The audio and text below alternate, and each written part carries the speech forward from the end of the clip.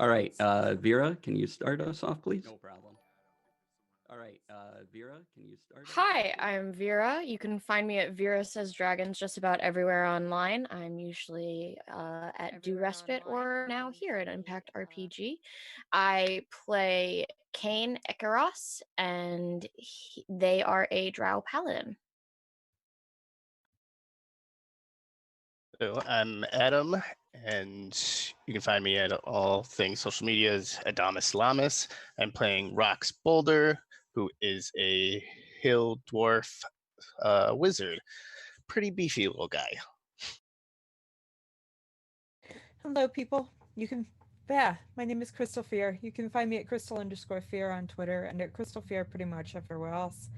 I am playing Sarissa Shiog, who is a changeling sorceress.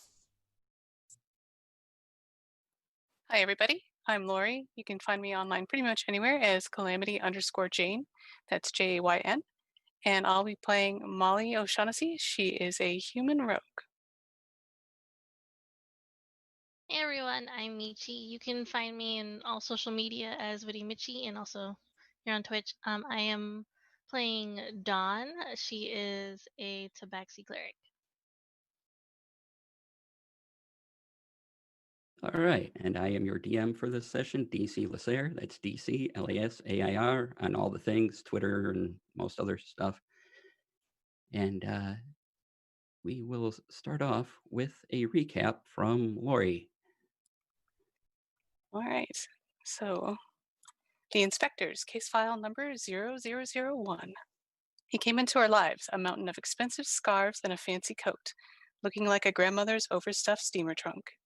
Gavin Mears, a member of a local noble family in Waterdeep, mid-tier maybe, but not without influence, and most importantly, our first official client.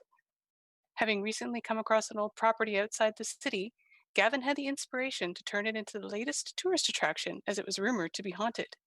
And there is nothing serious and Idle-Rich like more than a mystery and the chance of a few harmless thrills. But in order to draw the crowds, he needed someone to go in to document and authenticate the occurrences.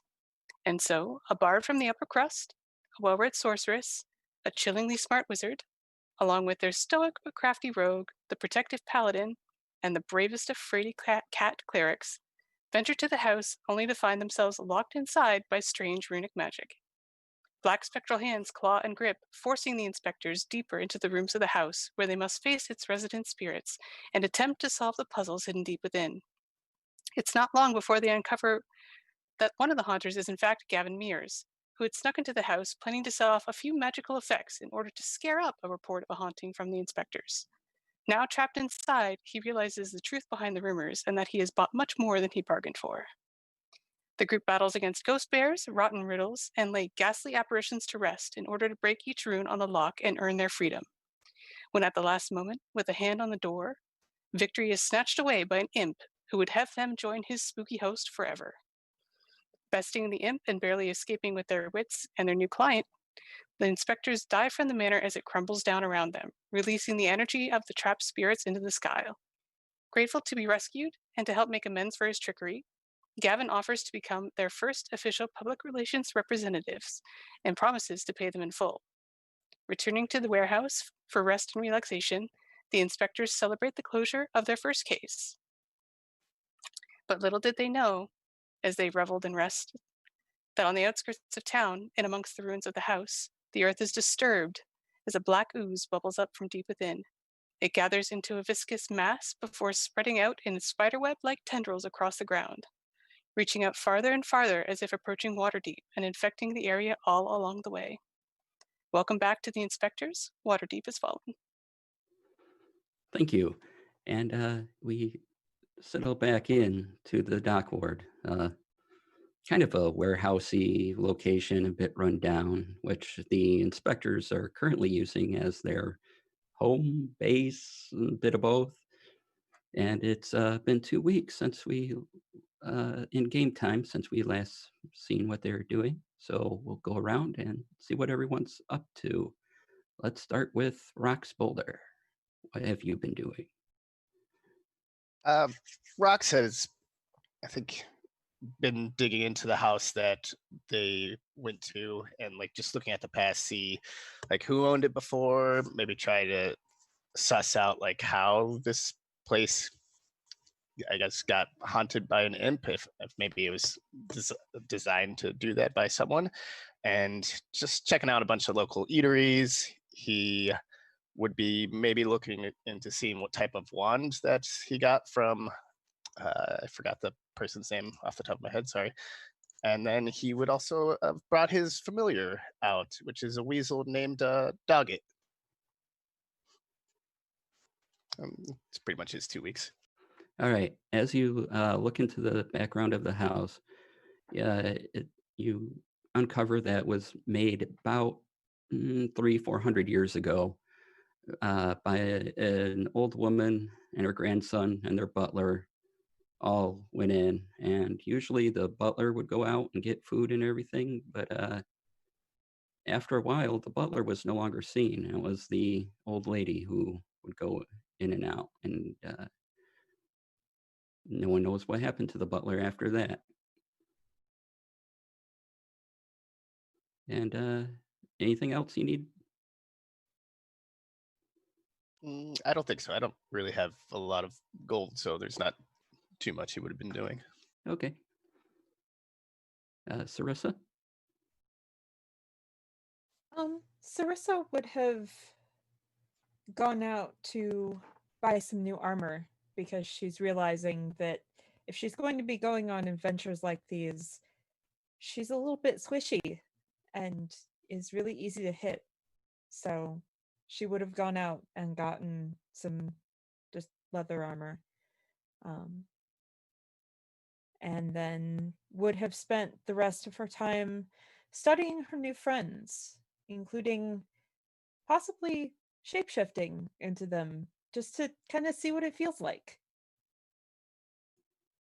Okay. Was there anyone in particular you would focus on for these couple weeks? No. No? No, just everyone.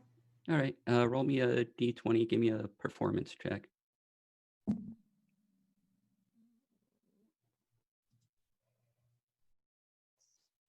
12.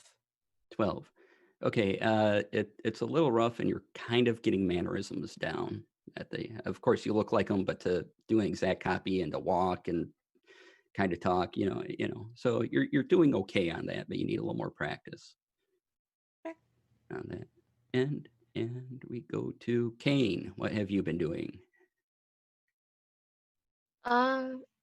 Kane has been mostly just focusing on trying to keep their own combat abilities up, since clearly this line of work means they have to be protecting people more often. And a lot of meditation around the house in very odd places. You have seen them on the roof, you've seen them sitting on kitchen tables, you've seen them sitting on the bookshelves. Yes, on the bookshelves. It's been you just find them in some odd places throughout the 2 weeks. And let's go with Molly.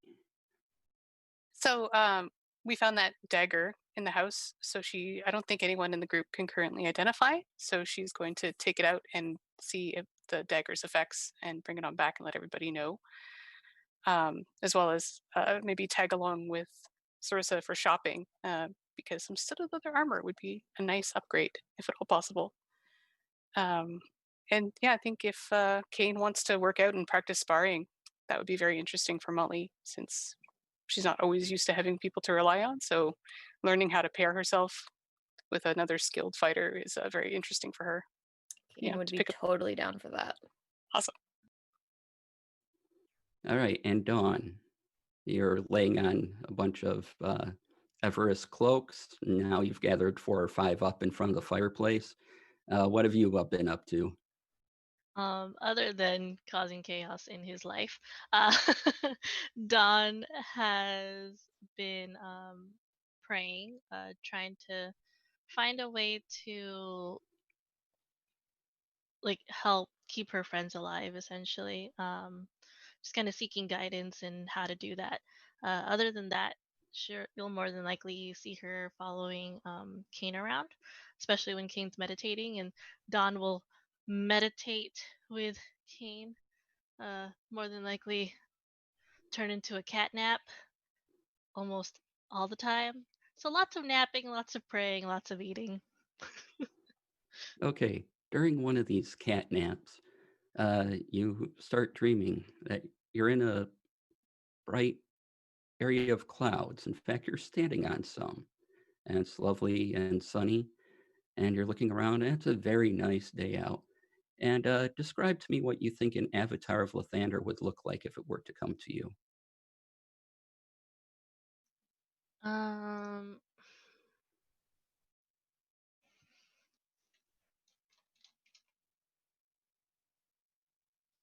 I'm like thinking, sorry, I was like, I didn't think that I would be asked this. I feel like it would be a really like, I wouldn't say buff, but like built, like well built person. He uh very shiny to her. Like there's definitely an aura of radiance. Where it's kind of hard for her to make out a face. But I feel like yeah, that's how I wouldn't say he would look like a warrior per se, but just I feel like what would stand out the most to her is his radiance around him. And this is what you see in front of you. Hello. I know it's been rough. How are you doing? Mm, I was taking a nap, but now Yes, I I'm know. here. Yes. And your last adventure, I understand it was dark and scary. And there's going to be more of those times. Oh, no. No, I know I was supposed to get more brave and strong, but it was scary. There were hands. Lots of hands. Yes, I know. And I'm with you. Don't worry. Uh, you know, uh, do your best. You believe in me. You have the power of me within you. We're good. You're good. Spread that light to others around. Try not to be afraid. Remember, you have an inner light too. And he vanishes from you. She just kind of was like, where'd he go situation, but like takes to heart what he says. And you wake up from your cat nap.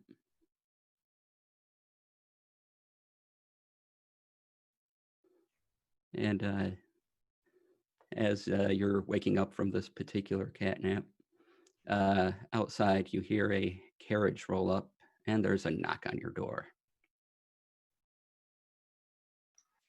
Um, On Dawn just the kind of outside of the building, not your personal room door.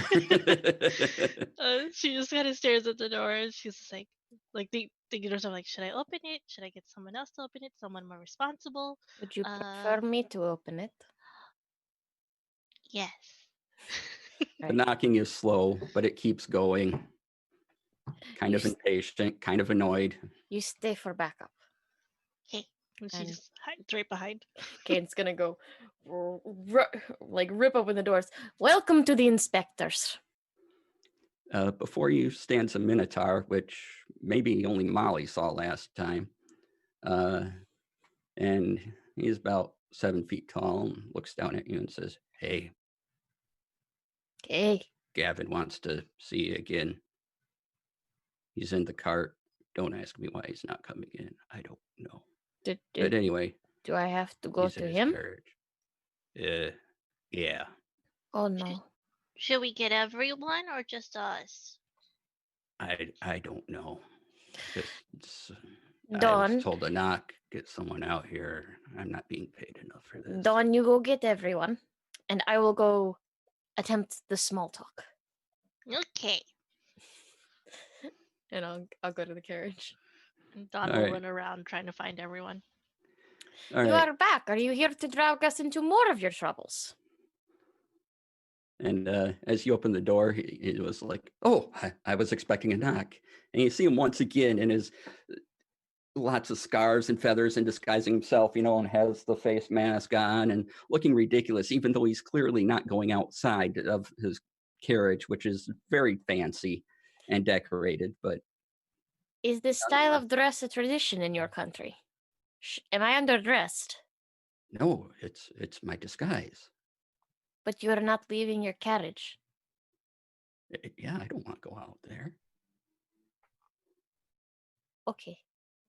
It's dangerous in the dock ward. I feel like this is true, but oh well. Are you here to drag us into more troubles today? Trouble, opportunity, not trouble. There is That's a what I difference. offer you again. Why, yes, there is.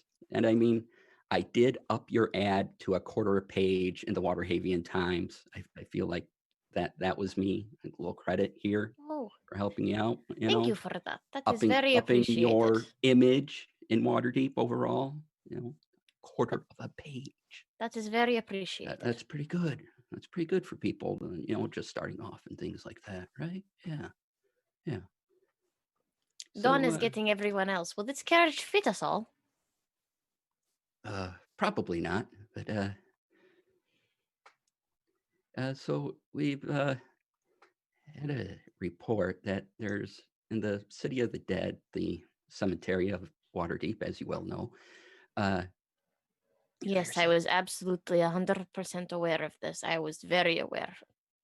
Yes, of course. I'm sure you have been investigating weird things. You would obviously be aware of this particular place.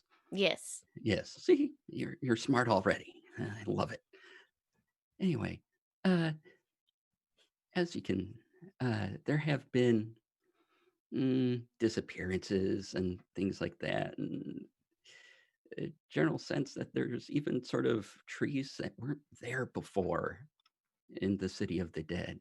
And disappearances of living people or Yeah. disappearances of dead people? living people. Okay. Yeah. So, if you could investigate that. And my cat got out and was last seen headed towards there. So, if you could find her name is Henrietta. She's Must a find the gray cat. tabby. I would really appreciate it. The Madam Henrietta shall be found. Thank you. Where is everybody? I don't know. Where is everybody? Where is everybody? I suppose Sarissa will walk down as Dawn has been running around getting all of us and go, what's going on now? Silly man. Silly man's outside. PR man. Ah. All right. I'll go out. All right. think- Go sorry. ahead. As they kind of come around the corner trying to wrangle us all up, you bump into Molly and she's like crouched by Leland's door with her lockpicks out. She kind of stands up when you arrive and she's like, oh, I was just going to check on him. But he seems busy, so I'll go with you. And she just slides them away real slow. Yeah, I think Rox will be heading outside, and he'll have Doggett, the weasel, will be like wrapped around his neck like little kerchief. Friends, we have new troubles. New troubles. Yes. Gavin has brought us new troubles. Uh-huh. From the cart opportunity. We must Oh, save his cat from a haunted cemetery where there are strange trees and people going farewell. Isn't that what they do in cemeteries? People who are not supposed to be going farewell. Ah, Uh-huh. well, we should definitely check out the thing about the not supposed to be disappearing people, I think. And find the kitty cat. Yes.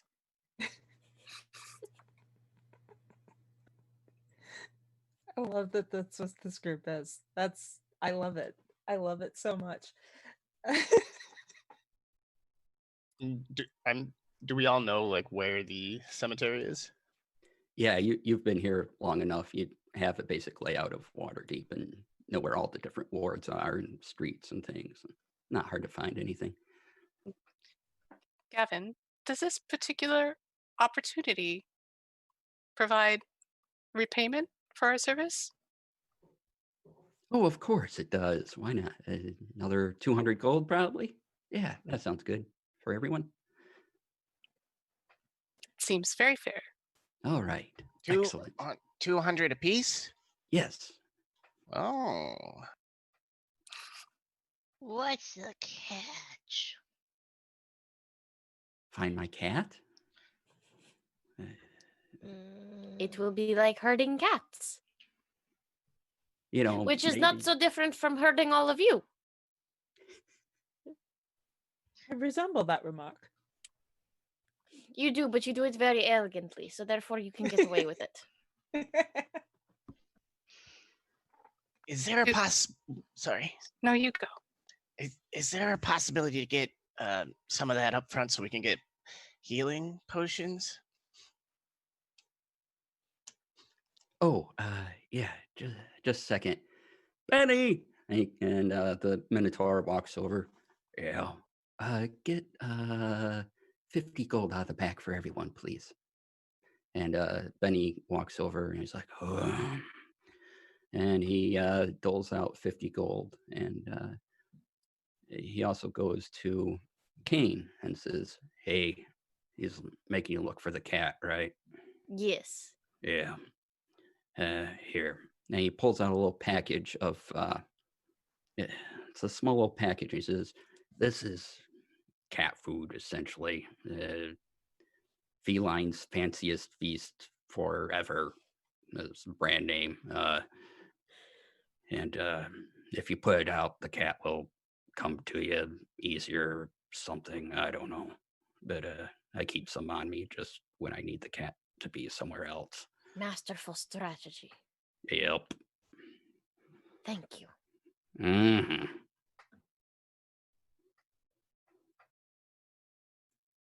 Benny, are you done? Yep. Anyway, go out and do the things. I gotta go. And he clomps up onto the top of the carriage and drives it off. Were we each given 50 gold, or were we given 50 gold like as a group? You each have 50 gold. Cool. As the carriage pulls away, I'm going to sidle up next to Kane and kind of lean and be like, I think he likes you. As the Minotaur walks away. I am a nice person, so I would hope so. He gave you a gift. No one else got a gift. It's cat food. I kind of look at Dawn and back at you.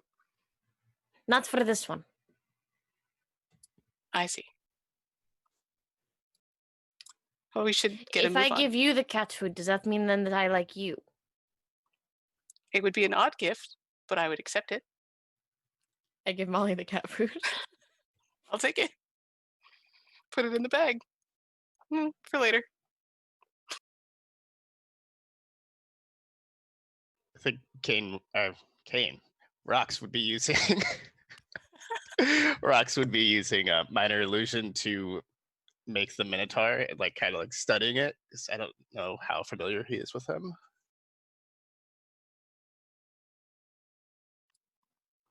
That's fine. Okay. Are there any preparations you want to make or not do this at all? What are you doing? I think Molly will head back in and write a little note and slide it under Leland's door just to let him know where they're going if he decides to come out later. And then, head out to the market to get the healing potions and hopefully the cemetery after that. What time of day is it? Right now it's early afternoon. Awesome. I think Don will hide Everest's share of money with his capes. All right. Excellent. All right. Is there anything anyone feels like they need right now? Healing potions. Yeah. Healing potion. Healing potion, I've got I'm Yeah. always pretty much always strapped, so she's got her daggers and knives and things. And a glittery black ribbon Ooh, for reasons. for reasons. Do they have like some sort of like, I don't know, chips to bring along as a snack? Yeah, you can get snacks. Waterdeep has everything.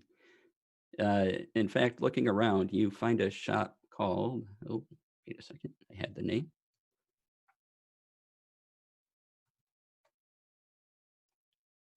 Let's see. Yeah, you find a shop called Salarath Soups and Salads, and they serve the best soup around and are really known for their sweets as well, and have some decent chips. And you go in and able to get a large bag. Nice. And I'm assuming since we're near water, do they have saltwater taffy? Oh yeah, I grab some of that too. awesome. Anyone else? Anyone else? Everyone can get a healing potion for about 20 gold. Basic. Nice, thanks. Basic is 2d4 plus 2, correct? Yes. Sweet, I'll buy 2 of those. If they have enough, yeah, I'll get 2 as well. Mhm. Any luck on a glittery black ribbon? Oh yes. Yep. Couple copper. I get about a yard of it and say nothing. All right. We're all frantically adding potion of healing to our character sheet. Not that we'll need it. We'll be fine. You'll be fine with healing potions. Everything's okay. You're not in danger. That word just spiked my fight or flight instinct. So that the whole statement, just fight or flight, just went whoo. All right. If everyone's gathered up and agreeing to go to the City of Dead, hey, you're there. Unless there's a hey.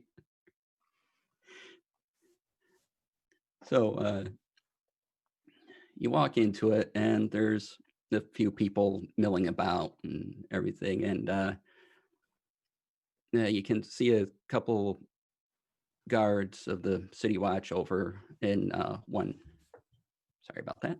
One area of the town, and they're one area of the City of the Dead, and that's probably where the activity is said to be going on. Normally they're patrolling this area, but these guys are definitely in front of an area. Guess Rox would probably head over and not interrogate, but ask questions. Like, so hey guys, what Hello. we're Move along. we're here looking for a missing person, and we're wondering if you had any inside scoop, seeing as you are guards.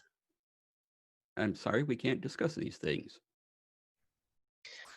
What if I gave you some sweet, sweet taffy? Bribery is illegal in Waterdeep. This isn't a bribe per se. It's more of a pal giving another pal a snack. I don't believe we are friends.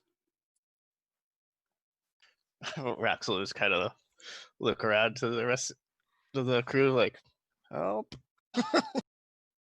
No, you see, I think there's a misunderstanding. We are independent investigators, and we have been asked to look for a few details in the City of the Dead, and you are here in the City of the Dead, and it would be more fruitful to share information than to hide it, no? Mm-hmm. And whose authority is this under? Gavin Mears? Gavin, he turns to his friend. Do we know? Yeah, Gavin. Oh. Right. You're the group then. Okay. Well, there's a clear path, or you can go through the trees and wander in. whatever. Thank you for your assistance, officers. Just know people have been disappearing. We don't know why. And we're kind of locking down the place for the time being. Understandable. But hey, if you want to be the first people to go in and look, no skin off of us. Do you know how many people have gone missing? We've gotten around 10 reports or so. Over how long a period of time? Couple days. That's concerning. That was a bunch in a short period of time. I see. Anyone of noble significance that we should particularly keep an eye for?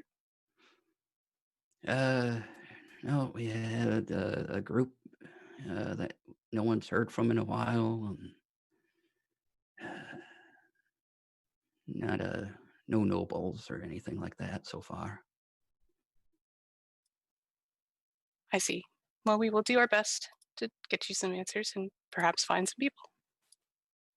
Also, have you seen a cat? Well, there's always cats wandering about. I don't know where they come from. But A gray tabby cat. maybe. This is a matter of life or death importance. A gray tabby cat? Yes. No. No. Curses. Thank you for your honesty. I really can't add up that situation of how that equates to life and death, but yeah, thanks. Anyway, can go in. It's fine. I hate dealing with that guy. All right. So, how do you want to go in? There is a clear pathway in, or you can go through a bunch of trees and stuff. But do the trees look creepy and new, or do the trees look normal and fun? The trees look like trees. They're yeah. I would like an insight check on the trees. Because there is not a Sure. sense motive in 5e, so insight is the best I can do. Give me a nature check. Okay. I want to roll an insight check on the path because that seems, yeah. We trust nothing, not even ground. All right, I give got me a nat 20. I got a nat 20.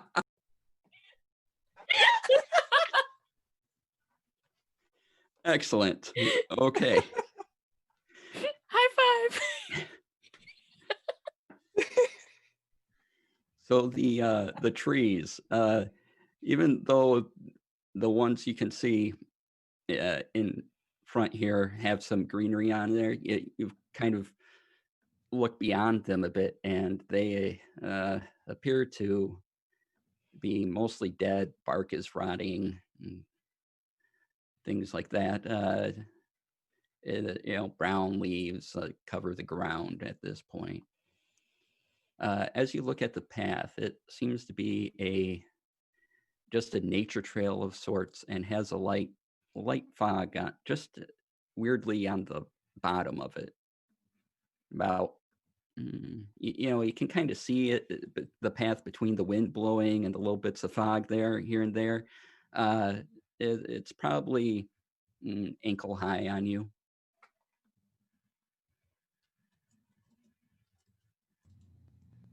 I don't know, you guys. Which one should we trust?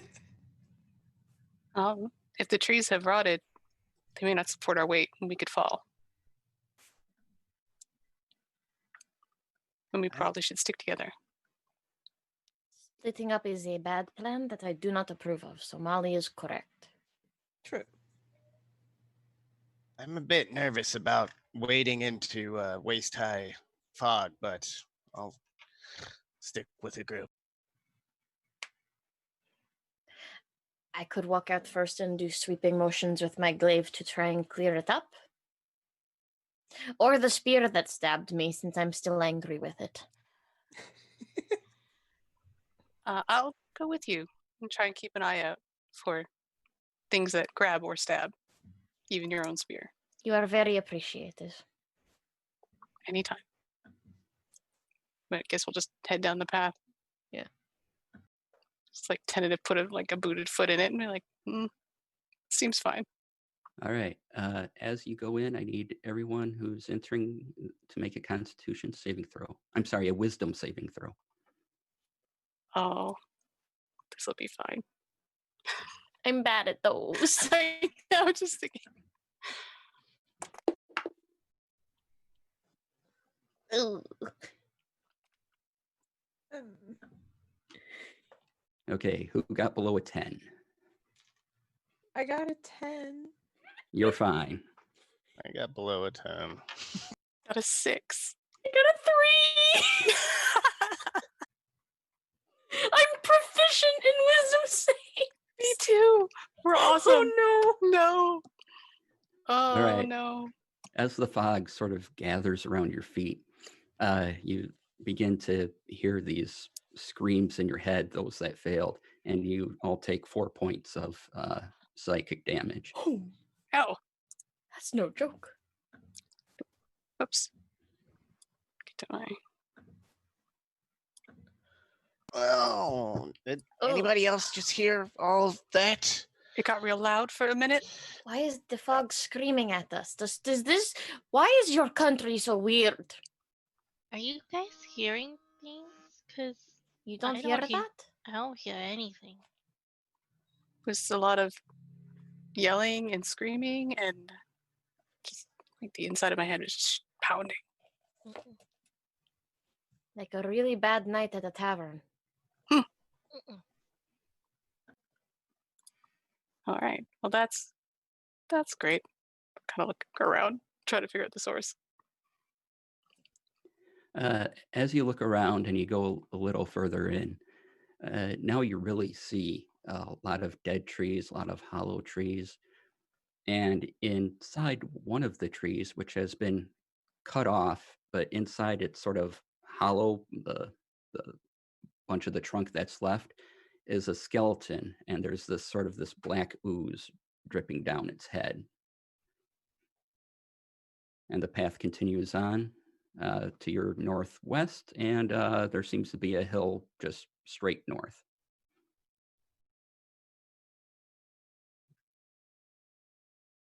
If we kind of check out that skeleton, does it seem like a fresh body that was decayed by whatever that black stuff is? Or does it seem like an old dead body that was somehow in the tree? Can we tell the difference? As you look at it, seems not that long ago. You still see a few bits of flesh here and there. You see what's left of a sort of a bright green jacket of some kind on it. And as this ooze goes down and drips on a place that hasn't bleached clean yet, you hear kind of this sizzling noise. Oh, I would not recommend anyone touch any black ooze we come across. I'll just kind of scrape a little bit off with my non-magical dagger. Okay, and what are you doing with it? Just sort of showing it to them so that they can see more clearly what it looks like so we can avoid it. Okay, and as it drips to the ground, it makes this sizzling noise as it leaves just sort of evaporate below it. So is it only damaging organic material? It's not Dagger looks hurting the okay? metal? So far, the dagger's fine. Perhaps it can only hurt things that were once alive. Well, how'd the body's in the tree? Yeah, Yeah, how'd this body get in a tree and why? Somebody playing a really dirty prank. In not nice way.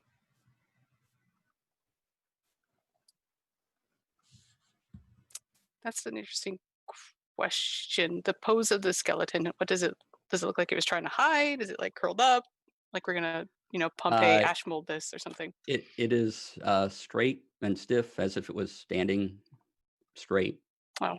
And it seems to be shoved in here in such a way that it fits within the trunk of the tree that remains. Well, we might have found one of the missing 10.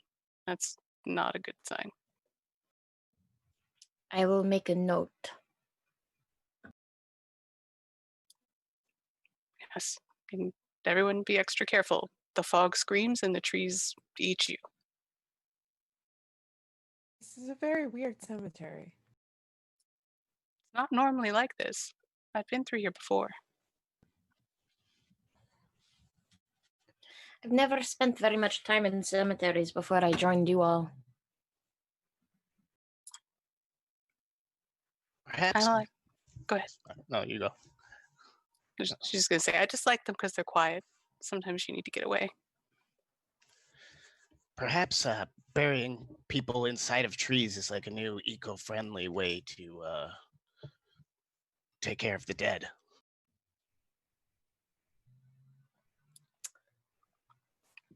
Maybe. I feel like it would be less sinister, though. We'll put it down as the hypothesis and continue our investigation. No, I guess we'll keep head deeper in. Does the decay get worse as we get further in, or is it kind of like? The decay seems to be at the same level of everything. Okay. And Molly, since you have been through here before, you know the City of the Dead is at the edge of town, and over the edge, there's a cliff drop off at some point. And if you continue further on, even though there seems to be solid ground below you, you would think you'd be heading over the cliffs, but that doesn't seem to be the case. Seem to be walking just fine. Oh, right now it seems like we've exceeded the distance of the normal City of the Dead. Almost, yeah. A few more feet. I will point that out to everybody else. It's not quite accurate to what I remember. The space is different. I poke the ground with my spear. It's solid ground. The ground is stable, so it is not perhaps shifting. I wonder if it is almost like a spell that is affecting everything, perhaps, and making everything more than it is.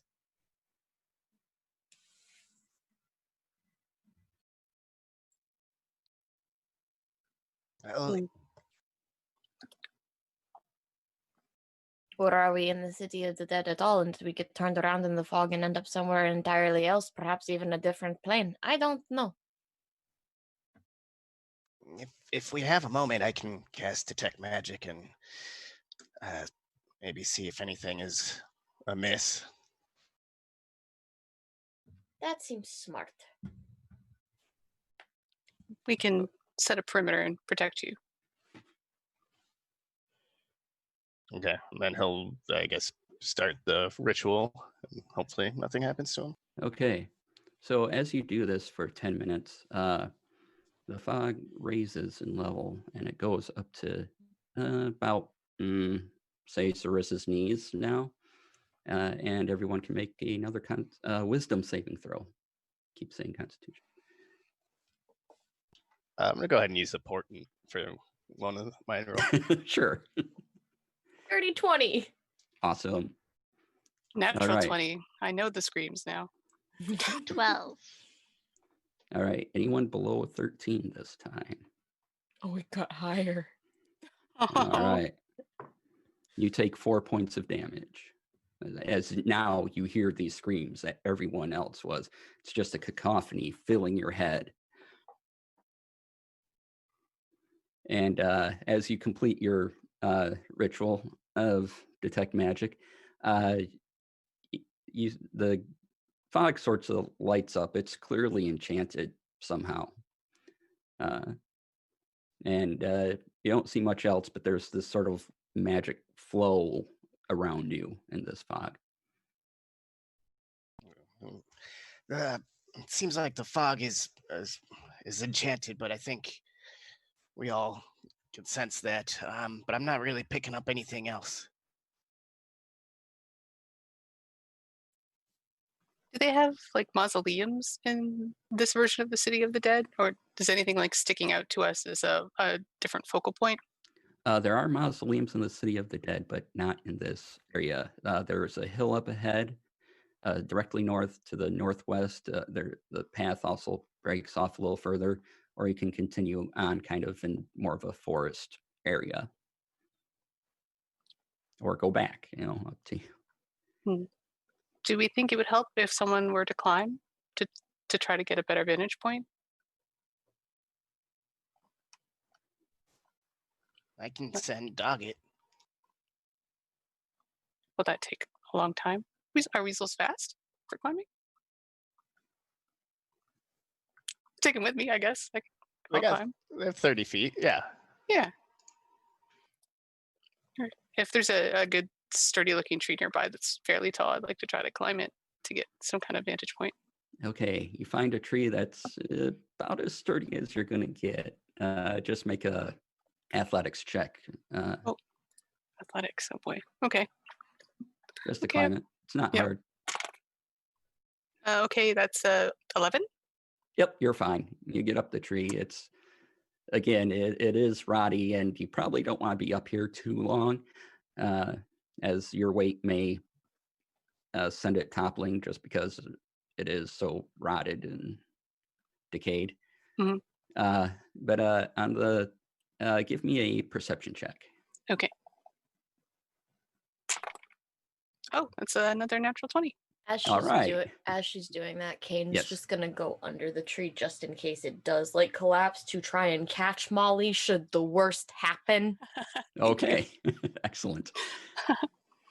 As you look out on top of that hill, you see a cabin or at least a structure of some kind, and that's directly to your north. To the northwest slightly where that path goes off. You can make out smaller things, maybe tents, don't know. Looks like little bits of cloth here and there anyway from this distance. And give me an acrobatics check. Okay. As the tree starts to fall. Oh no. That's a 16. 16. Okay. You jump off and you land however you want to land, just fine. Along with Kane's help to sort of guide the tree down so it doesn't just come crashing on top of everyone else that's around. Yeah, I guess the branch will start to go and she'll just kind of do a tuck flip and just kind of land on her 2 feet and then stand up and pat Kane on the shoulder. Thanks. Excellent. Very impressive. I try. There's a tiny house on the hill, or maybe tents to the northeast. I didn't see anything else. Perhaps we should go to one of those. Perhaps the cabin, since the hill is elevated and the fog seems to be a problem. And I'll kind of head that way a little quicker. Okay. As you head I will herd the cats. You'll herd the cats. Excellent. As you head towards the cabin, you see a man standing outside of it on the porch area. He's a big burly guy, a bushy beard. He looks like he belongs in the woods. He looks around and he walks to his door, and instead of opening it, he just sort of vanishes inside. And you hear a meow from on top of the roof. Oh. We see the source of the meow. And yeah. So you hear a meow in reply, and you hear a little kitty paws on a wooden roof. I'll take out my most treasured present of the cat food. And shake it a little bit and see if anything happens. You're just shaking the pouch? Yeah, well, I mean, because this could be just a cat, not the cat. All right. As it approaches, it does look like a gray tabby that we're looking for. Could be the exact one. There's a little collar on it, but from this distance, you can't read any names or anything. And it sort of just stares down at you. I'll open the food and kind of try to like set it down on the ground, just kind of like, here, Okay. kitty, kitty. Give me an animal handling check. Oh boy, Henrietta. That's a 9.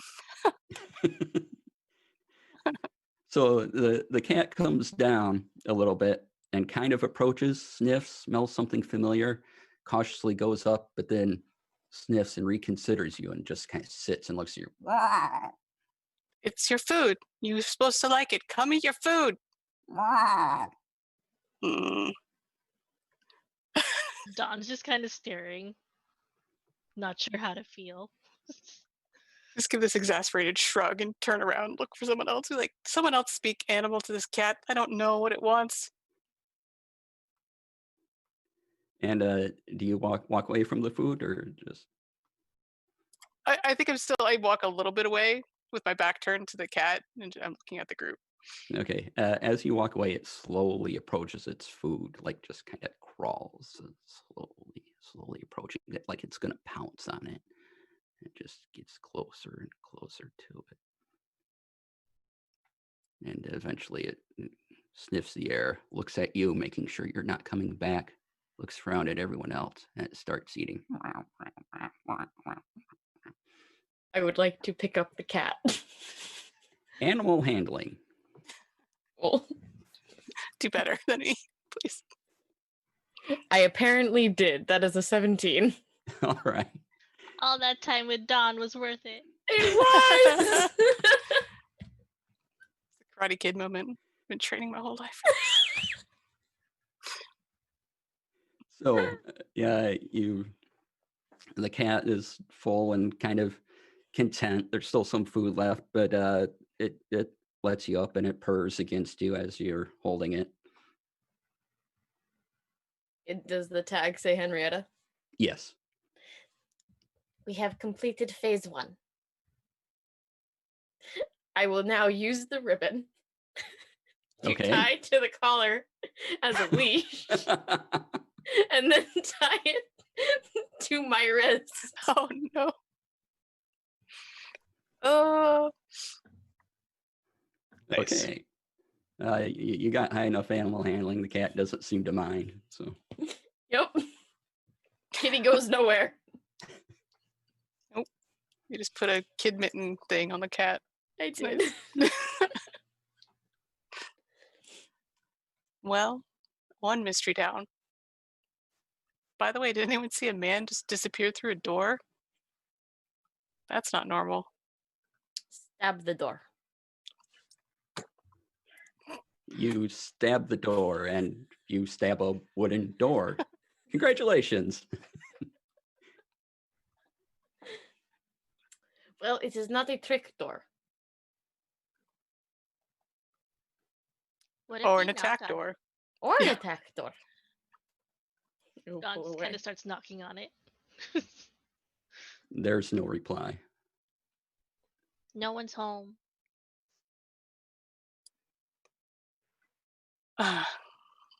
Well, just open it very carefully.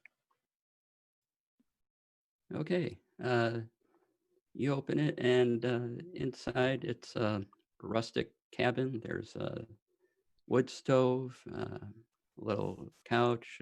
There's an end table with a small picture on it.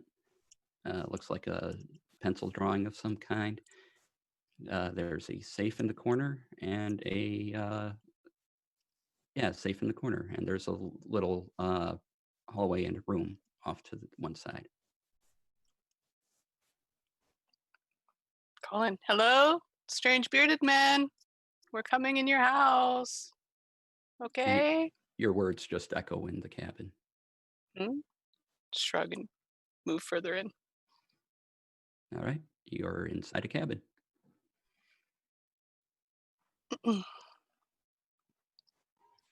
I very much want to go to the safe, but I'm going to look at the picture first to try to be good.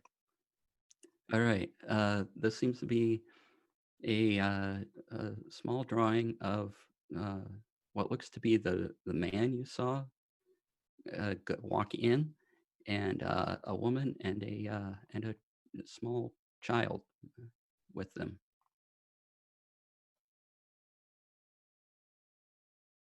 I'm like, oh no, not this again. Ghost family. And I put the picture down. Again? We were just in the house with the lady and the mean boy. No, I remember? know, but like twice so soon? Well, it's just a theory. But look, I'm gonna show her the picture. Oh yeah, Show no, them. this is going to be a ghost family. And the picture's in a small frame, and has one of those little cardboard backs. And Can I take the back off to see if it's got like little names written on the back, like me, mom, Toby, it, mommy, and daddy? it does actually, and there's a date as well. It seems to be what you would reckon as roll a history check. Okay. Let's see. That's a 21. 21. The date on the back would indicate that was sometime during the spell plague. Oh. Great. And on it seems to be, and on the back are the names Henry, Melissa, and Eloise. So, and Eloise. Mhm. Hmm. Okay. I don't think they would have been here for quite a long time. Do we want to check the safe? You do, so you should check the safe and I will check the other room. Just to be safe, and I'll head Yes. over. Sarissa, would you come with me to check the room? Of course. Thank you. And I will head down that hallway and into the other room. Okay. It's a bedroom of sorts. There's 2 beds in there. One is obviously for a child, and the other one is probably where the other 2 in the picture slept. At least it's large enough for 2 people. And there is a small end table with a drawer on it inside this room. And back at the safe, there is a number lock on it. Mm. So it would take me a while to kind of like safe crack it. Well, If- you can give me a sleight of hand check. Okay. Kind of using your thieves tools to, you can kind of mess with the lock a little bit, or the hinges and things like that, if you Okay. want to try to open it. Yeah, I'll give it a little try. Rox will be very loudly eating chips next to Molly as they're trying this. As I'm listening for the click of numbers. Saying, Don's trying to get some of the chips too. So as you're trying to do this careful thing, roll that with disadvantage. oh no. Okay, well, that's the 12. A 12. Yeah. You're getting it, but we'll take some time. Back to the bedroom. What are you doing? Should we just go for the end table or should we flip the mattresses and see if they hid their money there? Let's go for the end table first. All right. Okay, it's a small wooden end table that looks like handcrafted, as far as you can tell, stained. It looks fairly nice. And there's a drawer. Open it. Okay, inside is a journal. I'll let Sarissa take it. I will grab that and I Okay. will start looking through it. All right. As you begin to look through it and read, as Molly's taking a while with that safe for some reason, usually much quicker. We don't know why. But so as you begin to read it, you discover this is the journal of a man named Henry, who you can guess is the same Henry of the portrait. And he describes coming here with his wife and daughter, And one day, the fog was very high, and his wife went missing and couldn't find her. And eventually, the same happened to his daughter. And it was tough looking because the fog was just relentless, and he was worried he couldn't find his way back. So he did slow, careful searches, and day after day he seemed to do this. And one day he reports finding a lantern that seemed to clear the fog away. And there was no, he describes it being unusual as there was no apparent fuel for it, and it just glowed all the time.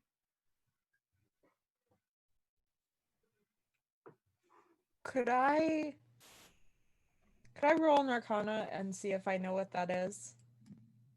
Sure.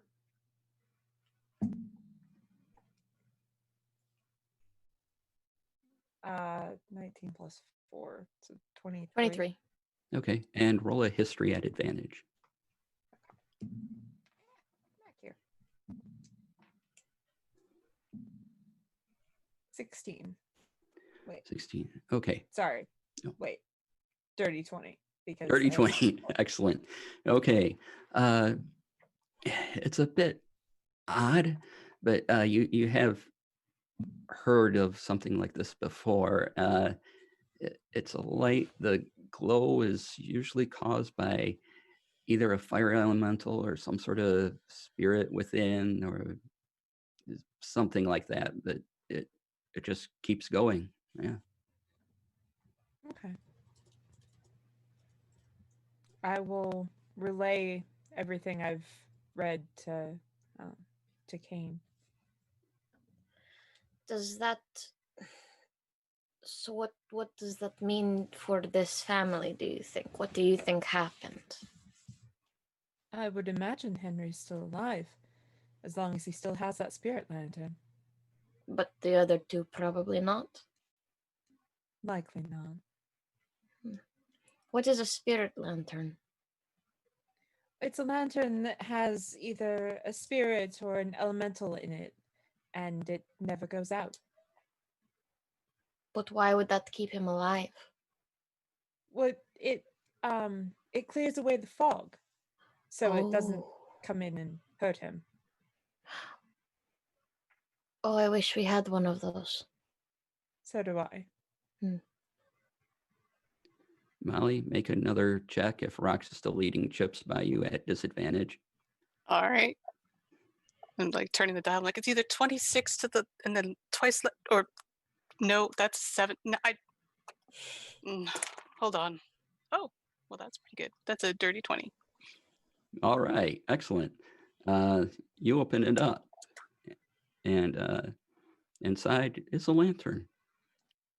And you can see at the bottom what looks like a little flame, but it's resting, and it looks like a person almost.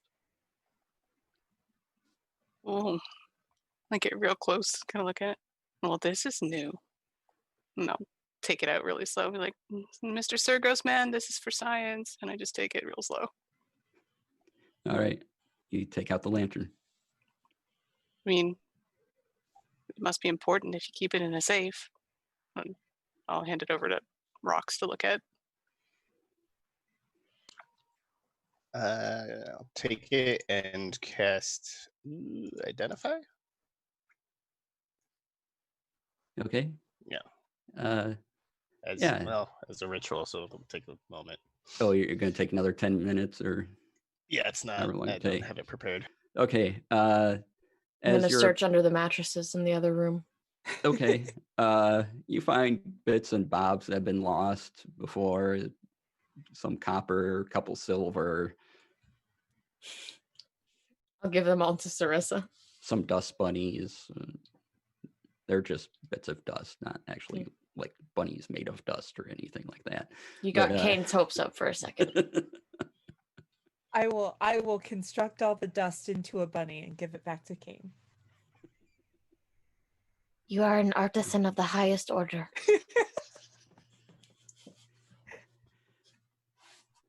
Dawn's And watching Rox do his thing, but Mhm. while They're that's happening, keeping her that. pupils kind of like go a little big because it's like like kind of shiny, and she's like shiny, like staring at the lantern, like touch it, don't touch it, touch it, don't touch it. As Rox begins to look at this, it's a good time for Sarissa and Kane to walk into the room and see a lantern with a small little flame in it. Spirit lantern. Oh no, the man probably is dead. Yeah, You likely. know what this is? Well, that's I handy. do. It was in the safe. Sarissa That's knows many very things and handy. also can make incredible sculptures out of dust. No doubt a very lucrative skill. I now have a bunny. I love it. So, what do we Rox, think? you can proclaim that you already know what this is, or whatever you want to do now, as if you had cast identify. Or It's like, yeah, I was just coming to the same conclusion, but thanks.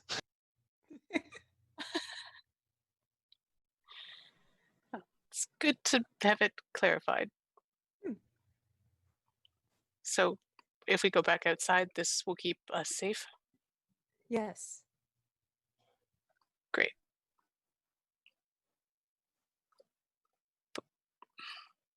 But why did we see the man? Perhaps he was trying to give us the lantern. It's a very Perhaps. nice thought. If he lost his life to this, and he lost his family to this, then perhaps he saw us and was thinking to himself, perhaps I can prevent it from happening again. and everyone in the cabin can give me a perception check now that you've been in here and looking around. Okey-doke.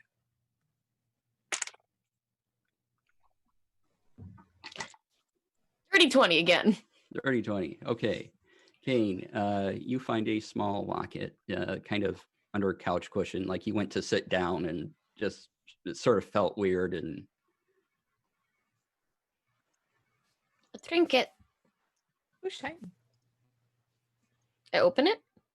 yep, and it seems to be a very small, very fine, well-made picture of the older woman in the picture that Oh. you had seen previously. I think it was his wife. Oh. How sad. I look at Henrietta. Do not eat this, and then I put it in my pocket. It's just been pulled around all through the house. Oh. Well, put the picture back together and put it exactly where it was before, because the ghost family is going to be nice to us, so I don't Okay. want to disturb their stuff. Well, now we have a lantern. Do we want to keep going? We still don't know what's causing this fog, and apparently You said you saw tents. to the northeast, yes. Well, northeast of where we were. Should Yeah. we try that then? I think so. Seems the most logical thing to do. You can go back that way, or the path continues on from the porch and further north as well.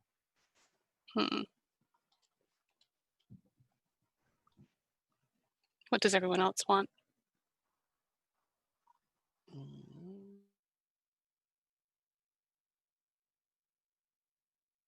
Go Dawn east just after. wants to. I think Dawn just wants to hold the lantern. That's all she wants. It's fair. Does it cast once we're outside, like a fairly, how much of the fog does it disperse so we kind of know how to position? As you go back outside, from the top of the hill that you're on, you can see the fog has increased to about waist high on the humans and elves, so probably covers rocks at this point, or close to it. Mm. So it seems to you go, and the little figure inside almost seems to look around and dance a bit and starts glowing, though it seems more faint than what you would think. It does seem to cover your everyone's area roughly. Okay. Well, that's good. But we don't, since the fog is now getting significantly higher, no landmarks heading down the path further, just path, trees, various tombstones. Oddly enough, you haven't seen tombstones since you've been in this woods. It's just been dead trees, the crunch of leaves beneath your feet. Could I try a divine sense? Sure. What's the radius on that? That is such a good question that it does not give me an answer to. Hang on. Yeah, no, it does not. It does not tell me what the radius is. It just says, as an action, I can detect good or evil. I can sense anything affected by the Hallow spell. Know the location of any celestial fiend. Oh, wait, there it is. 60 feet. 60 feet. 60 feet. Within 60 feet, you do not detect anything. Okay.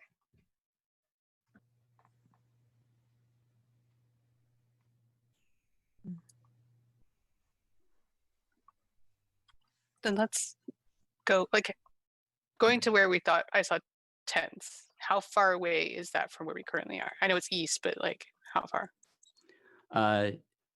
It was, you probably have to travel a good, 1,500 feet more.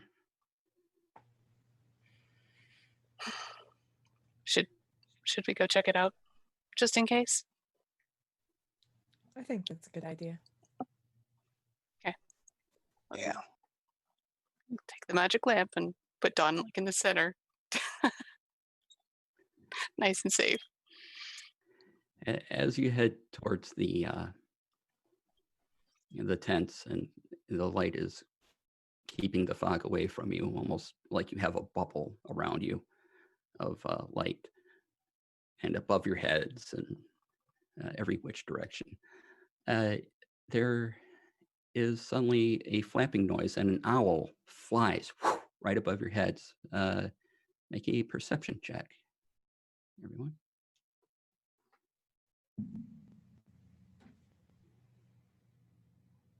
19. 19. 17. Okay, above a 15. This owl had the face of a woman on it as it flew away. That owl had the face of a woman. What? Is that normal? Not that I know of, but I'm not from here. Oh I'm a no, bit we're both confused. foreigners. Would that spark any weird, like out of the books that I've sort of paged through being working in the library, any typically known like creatures, beasts, things like that? You can Like very obscure. weird lore, and it's not a basic creature. Oh, that's not, well, that's just not going to do. Oh, that's a 9. 9. Yeah. Sometimes there's weird owls and other beasts, but there's nothing specific coming to mind. Yeah, I keep getting like distracted by owl bears, and I'm like, that's not helpful. And so, okay, but the face, I only got a 15. It's a weird thing, but it wouldn't be like a face we recognize. It's just like a woman's face in general. Yeah, it's no one anyone would know. So Okay. Just out of curiosity, could I try a religion check to see if this Sure. is anything? Okay. Yeah, I'll let that go.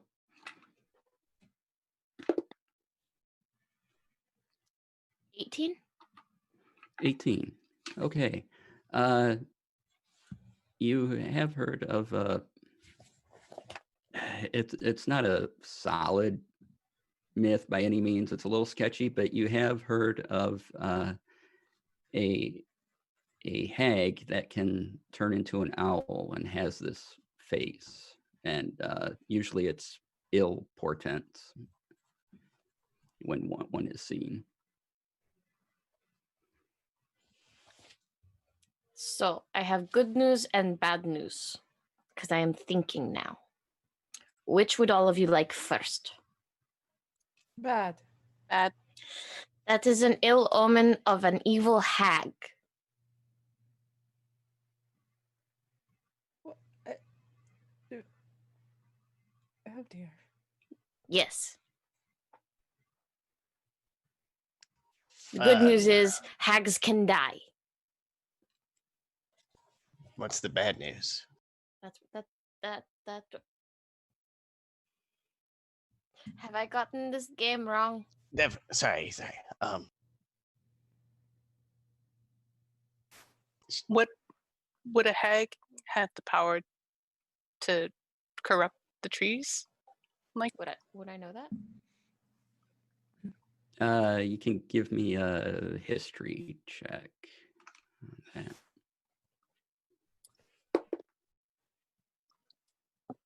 This dice likes me today. That's 22. All right. Hags are known to be able to cast powerful spells of various sorts. So maybe Honestly, the power this didn't come entire from thing. the hag directly, but something they came up with, mixed together something. Honestly, between the creepy trees and the fog and dying people and the weird smoke or fog that eats people and screams in your head, this is all just kind of screaming hag. We want to check out these tents. I think the hag just left. Should we follow the hag? No, let's steal her shit. we could Also a investigate good idea. our site, yes. There might be a survivor in there. That Probably too. not, but Optimism is good, is it not? By definition, I think so. Cool. Yeah, let's head to the camp, but keep an eye out for any more owls with real life faces on them. Sweet. All right. As you continue on, as you get closer to these tents, the fog is less for some reason, and this seems to be a clearing, and you see various humanoids, elves, dwarves, humans, halflings, about 9 of them. One's just sort of staring hard at a tree. Another 3 go into a tent, and a couple are just laying on the ground looking up at the sky. What is this, Woodstock? Probably. But they're all alive, just going about random tasks. Yep, they seem to be, whatever weirdness is going on, they seem to be ignoring. And the fog is less. Yeah. Are there still trees like lining this area? Oh yeah, Or- there's trees. This seems to be a small clearing area. For some reason, kind of untouched, but Are any of them chatting to one another? yeah, they're talking. Give me a perception check if you want to pick up. Yeah, I was going to ask if I see someone talking, if I could kind of enter stealth mode and leave the group a little bit to go into the trees and kind of get up around Oh, sure. to get a better vantage. Give me a stealth check then. Okay. Okay, that's more like it. Come on, dice. Stealth is a 23. As you get ahead of the group and you leave the area of the lantern, the group becomes hard to see, and I need you to make a wisdom saving throw. I keep saying Constitution. It's a wisdom saving throw. Okay. Okay, that's not bad. That's a 22. 22. Goodness. You are fine. Okay. You go up to this clearing, but again, the group, you're not quite sure what direction they were in, but you can see the campers now, and you're up close. So if you want to give a perception to hear the conversation. Okay. Oh, sorry, I read the wrong one, but it's still a dirty 20. So I think that's Okay. still okay. Yep, you're fine. Okay. And then perception is 16. 16. Yeah, you can hear them go, do you know where Billy went? No, he was going to get some snacks. Yeah. Yeah, snacks. Yeah, that sounds good. You got snacks? No, Billy was gonna get the snacks. Oh, okay. And they just kind of continue on in that way. Hmm. It's just they're very like on a mellow, very level. Yeah. Okay. Yep. I will try to find my way back to my friends to let them know that. Like they seem not engaged normally, I suppose, to me. Would that be a fair assumption? They seemed high. Yeah. So, yeah. Yeah, like a friend is missing and they're like, yeah, but chips though. Yeah. Okay. So as you walk back, you need to make another wisdom saving throw. Okay. Oh no. Wisdom. So oof, 12. 12. All right.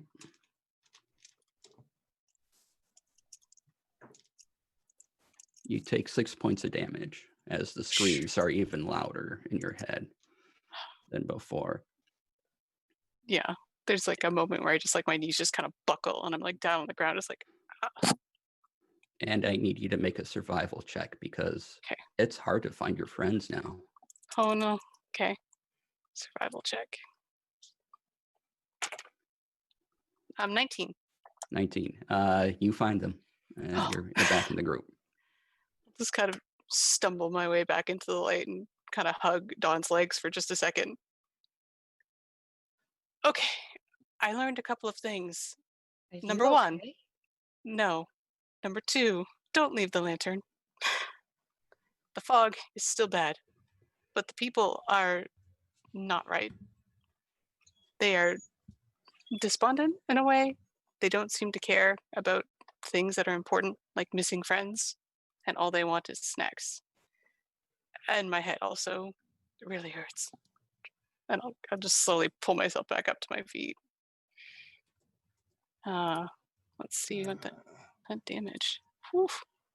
Rox will open up his like a jacket from like the inside pocket. He's got like chips, jerky, and the taffy. He's like, well, I've got snacks covered.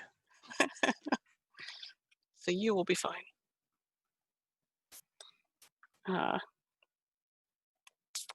Do we have like a second as I'm standing there recovering that I could drink one of the health potions? Yeah. Okay. Oh wow. While she's drinking that, Dawn's just kind of praying, like please, please, please, like let Molly be okay. Oh. Well, your prayer worked because I rolled maximum healing goodness, so appreciate it. So I'm back up to full. Look much better. Do we want to go see the people or do we want to try to hunt a hag? I think we need to hunt a hag.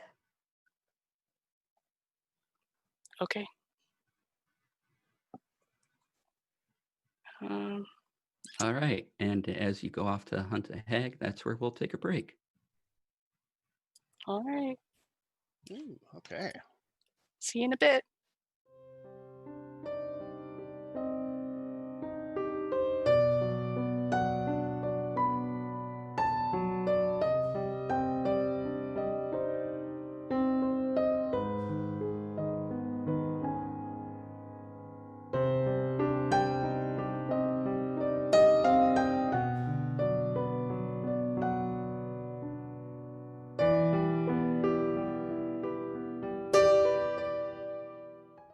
Hello, and welcome back to the Inspectres on twitch.tv/impactrpg, where we last left our group. They were in a strange situation of being in woods in the city of the dead in Waterdeep, and seemingly well above or beyond where the cliffs should have dropped off, and yet they're still on solid ground somehow. They found a missing cat and are going after a hag. What would you all like to do?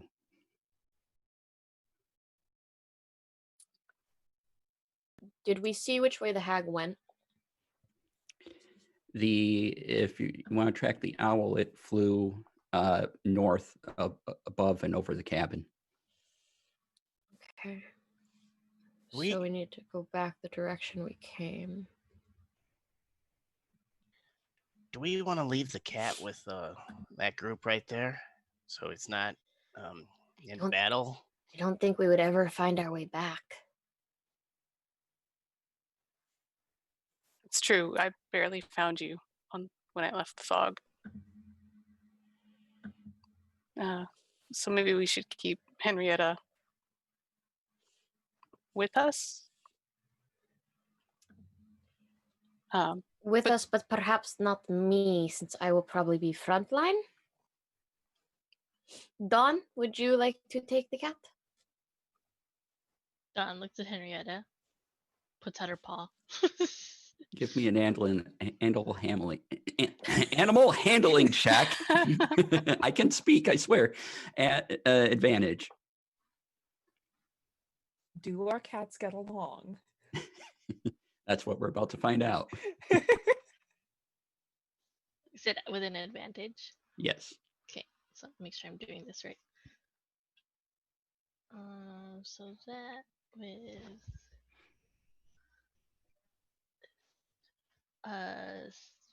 17. Okay. Yeah, it comes up to you and sniffs at your paws and rubs up against you and purrs. Dawn's just like, we'll stay safe together.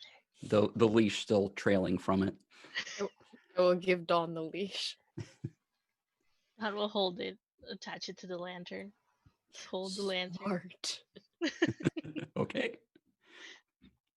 As you look at the lantern, it seems that there's the small figure inside is sort of dancing around a bit and just glowing as best they can, but it does seem weak.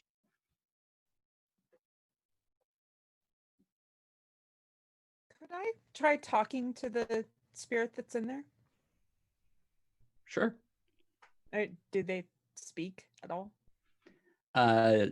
You talk and it seems to stop and sort of kind of point your direction as it knows you're saying words, but there is no sound coming from it. Okay. Never mind then.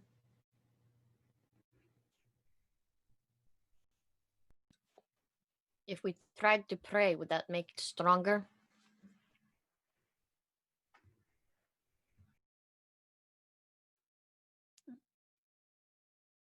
Are you going to try to pray, or you want to make a religion check on that, or?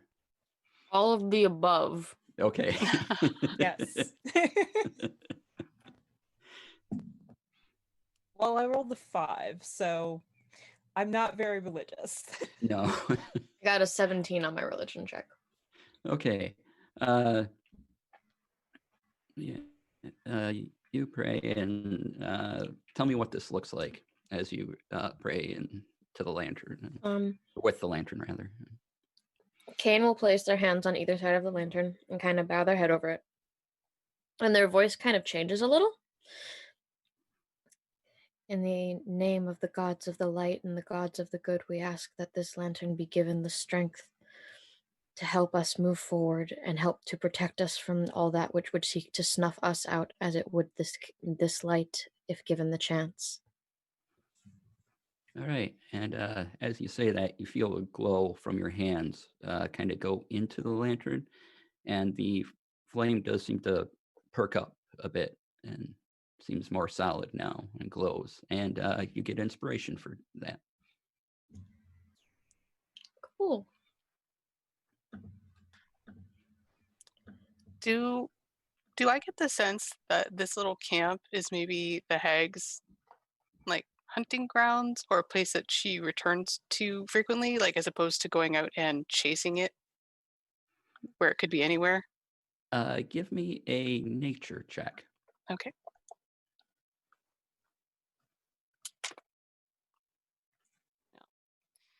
Nature is a total of 8. 8. Mhm. I don't know, the owls you heard of kind of dive after mice and things. I just can't make that connect. No. Okay, fair enough. Would Kane know what kind of hag this is?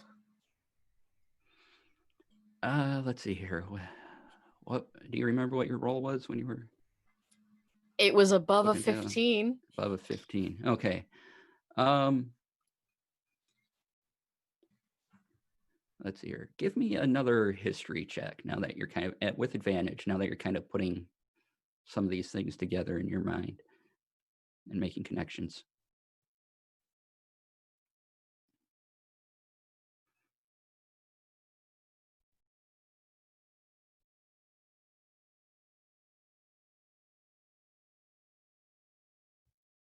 That's going to be a 17. 17. There are various legends of hags and things like that. You kind of hit on one through your studies and things. One particular one called the Blue Hag, which seemed to have this ability of turning into an owl and looking after its, finding its prey by flying around. And yeah, it is known to eat people, children, all manner of beasts.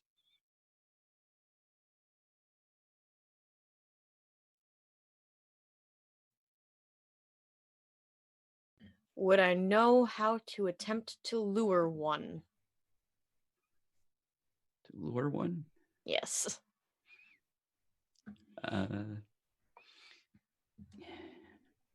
Not really. I mean, they are clever, so they're not just gonna come out to any old thing, or it won't be like the cat where you can lay a trap. They're clever, they know what they're doing. So, I mean, if you want to think of something, go right ahead, and we'll see how it works.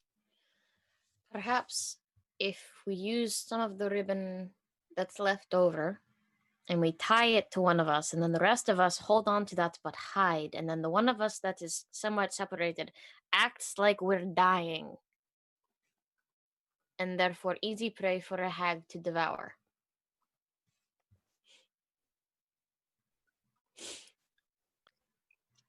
I think that sounds like a good plan.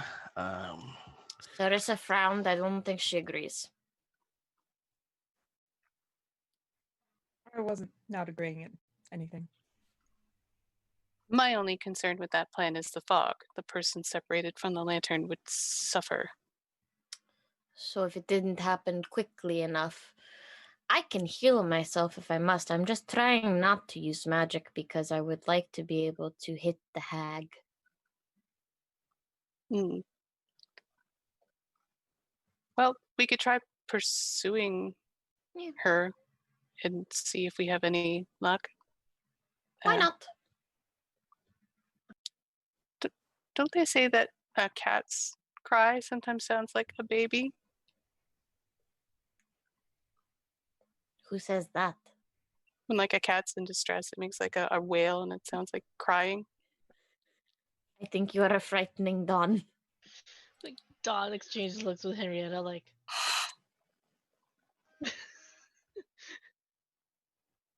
I might be mixing up my animals.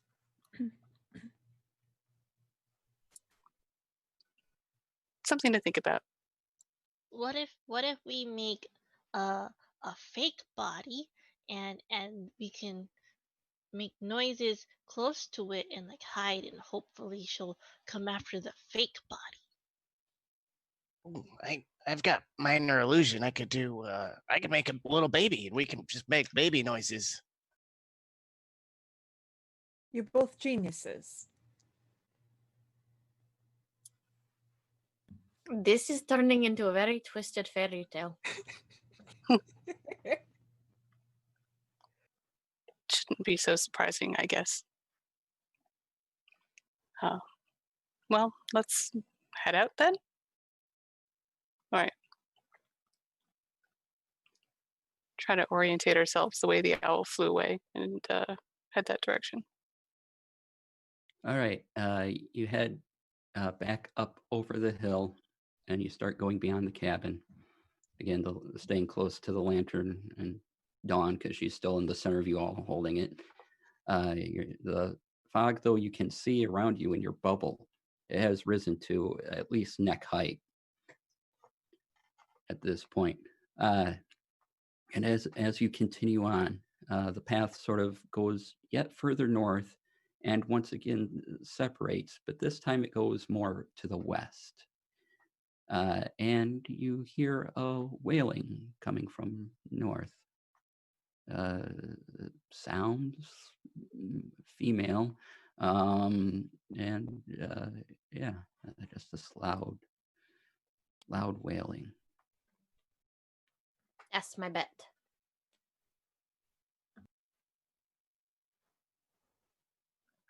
Does it like a wailing, like crying or screaming? Like, Like crying, like in pain, and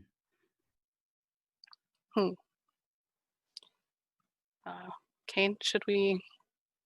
And I'll kind of gesture forward. Maybe that we should jog ahead, like not Most- out of the lantern too far. Most likely. I would also say, however, to be careful, because if the hag can shapeshift into an owl, and if I remember correctly, she can shapeshift into other things to try and lure us so that she can hurt us. So don't trust your eyes. Could be a trap. Mhm. Got it. I'll draw the short sword Smells. and the witch dagger. Smells like a trap. And I'll put on mage armor.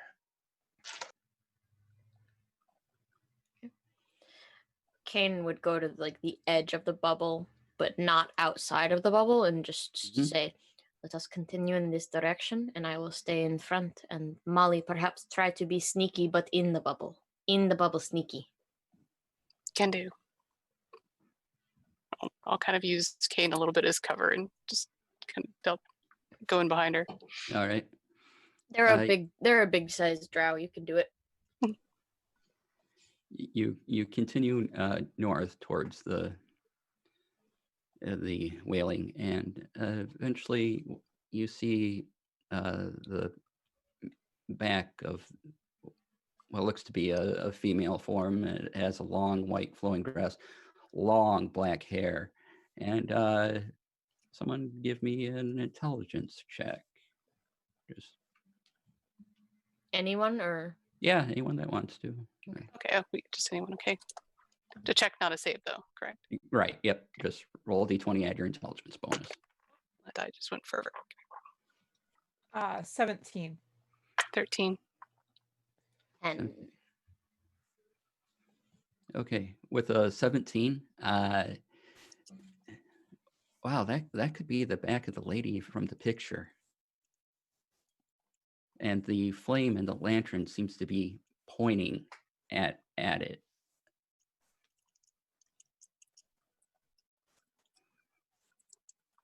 Oh.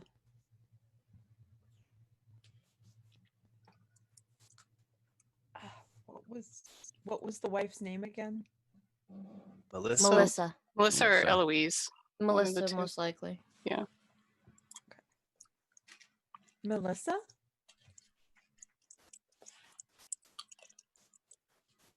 And you see this figure turn around and just like this at you, but you say the name and just sort of bows her head like this and still covering her eyes. I don't trust this.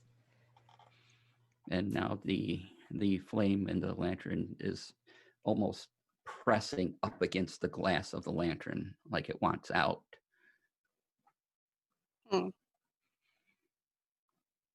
And as you look around a bit and still are within the light of the lantern, you do see an entrance to a cave just a little bit beyond the woman. Okay. I will still within the light of the lantern, but I'll go forward towards her. Mm-hmm.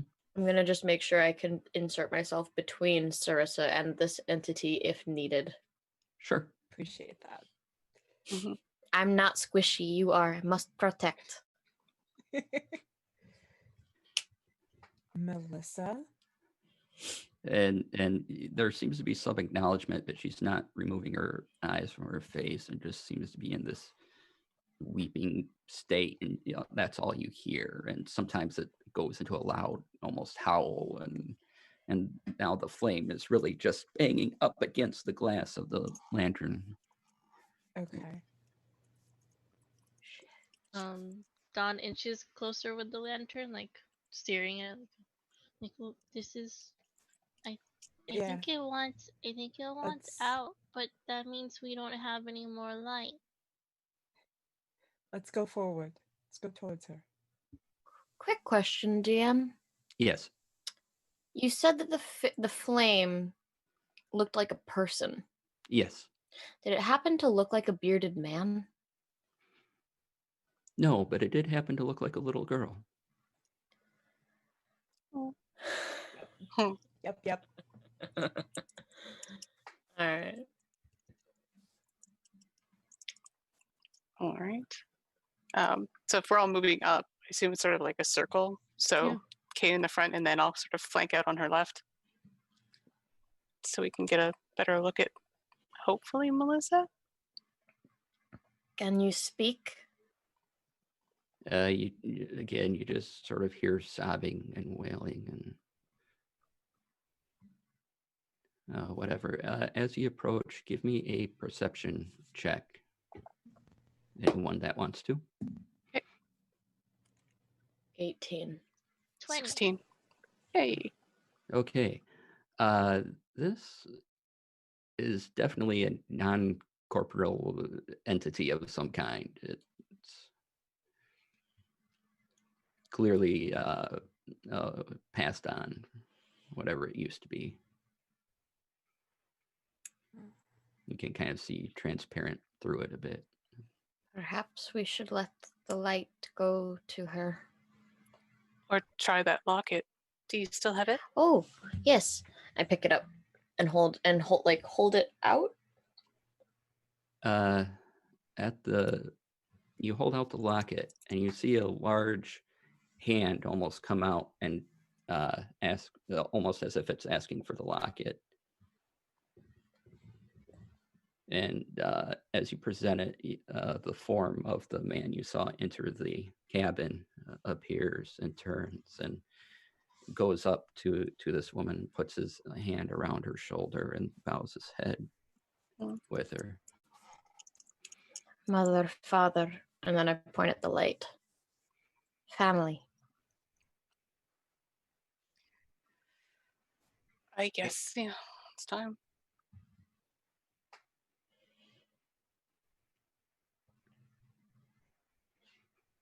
Yeah, should we break the lantern? It doesn't Yeah. just open. Yeah, you can. It just opens like a normal lantern would. You can remove the hood of it. Okay, so Don opens it. And the little flame jumps out and transforms into what looks like the little girl, and they reunite, and the crying stops, and they all hug each other, and they all look at you, and they kind of nod in appreciation as they vanish, and everyone gets inspiration. Oh, did- yay. We did something for good. completing it, and there's still a bit of light, and it's slowly vanishing around you as they are disappearing and the fog is coming back in. And now we are screwed. Right now, it looks like the cave might be your best bet, as there doesn't seem to be fog in it. It just seems like a cave entrance of some kind. I'm gonna herd the group that way. All Yes, right. move quickly. And you are in a cave that's dark, but you're in a cave. And as the fog just sort of wraps up from the entrance, and now you can't even see beyond it.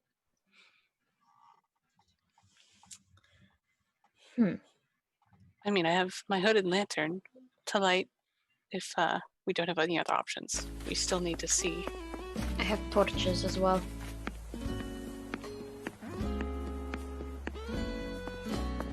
Oh, What do you think happened with the family? I think something hunted them one at a time and maybe enchanted the poor girl into the lantern first. That means that the father, the whole time that he was looking for his daughter and his wife, had the daughter in the lantern that was keeping him safe. Quite possibly. I think that's the saddest thing I've ever heard. Well, they're together now, and that's all the best we could do for them. And I'll take out my hooded lantern and I'll give that to Dawn probably, so she can walk behind us, giving us just a little bit of light, but not splashing the room with light. Oh, I was just gonna cast light. Oh, on the hey. she's holding the lantern still, so she's gonna just use light on the lantern. Even Nice. better. Okay. Yeah, take out the tinder and be like, oh, The lantern glows with your light, and it shines out in all directions, and the cave continues downward, and kind of a slope down. You can follow that if you wish, or try your luck going back out. So Sorry, go ahead. no, you. Can Rox send Doggett out ahead? And I think to make a scout. yeah, And it's got advantage on perception checks with hearing and smell. I don't know if hags have like a distinctive musk, perhaps. yeah. Doggood's not really going to know what that smells like. Fair. But he does run down, and after a while he comes back, and however you communicate, he says the path continues down more, or seems to be a way off to the east, about another 80 feet down. Well, looks like we've got a couple of choices. The path kind of dog legs off, and then it splits at a fork. I guess I could send Doggett down one way, and we could go the other. That seems a good way to lose your familiar. He like covers Doggett's ears. It's fine. I'll bring him back. Fair enough. So would we go down or east? I would think down. perhaps down. I think so too. Yeah. Could I try another divine sense? Yes, are you trying this before or after you go down? As we're going down. As you're going down. Because it Okay. says it says in combat it'll last for a turn, so I would get like 6 seconds of moving and sensing. Okay, sure.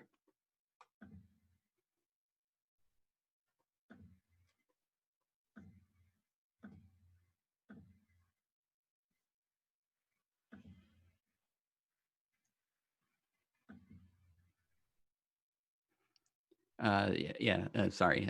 You do that, and as you move down, you definitely detect a fiend further down. It seems it's pinging. Oh, the hag's here. Oh, she's here. She's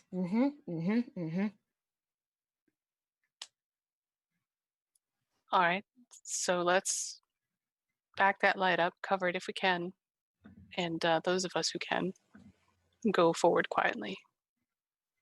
I'm not so good at the sneaking. I'm just good at the stabbing. I have faith in you. And I don't. I have feel dark vision. touched. One character I have that doesn't have dark vision. Damn it. I have superior dark vision up to 120 feet. Holy cow. Drow. Yeah. It's like, I'm feeling less significant.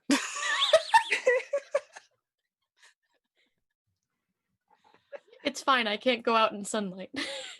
The sun hates me. Yes. All right. I will go to well, I guess we don't have to worry about the fog, so I can move just to the edge of what I can see and go into stealth mode. Okay, make a stealth check. Okie dokie. I would also like to attempt to stealth. Sure thing. It'll be at disadvantage, but I'm going to Same. try. All I'm right. going to use that inspiration because I'm a rogue and I should be better at my job. I have inspiration. If I use that, can I cancel out my disadvantage? Yes. I'll Oh my allow it. god, yes!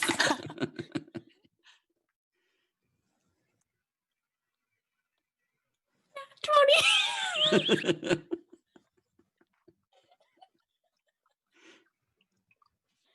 I got a 17. All right. Molly, you're pretty sure you're hidden. You're not quite sure where Kane went, but Kane's kind of ahead of you somewhere. Quietly to myself, I'm like, I knew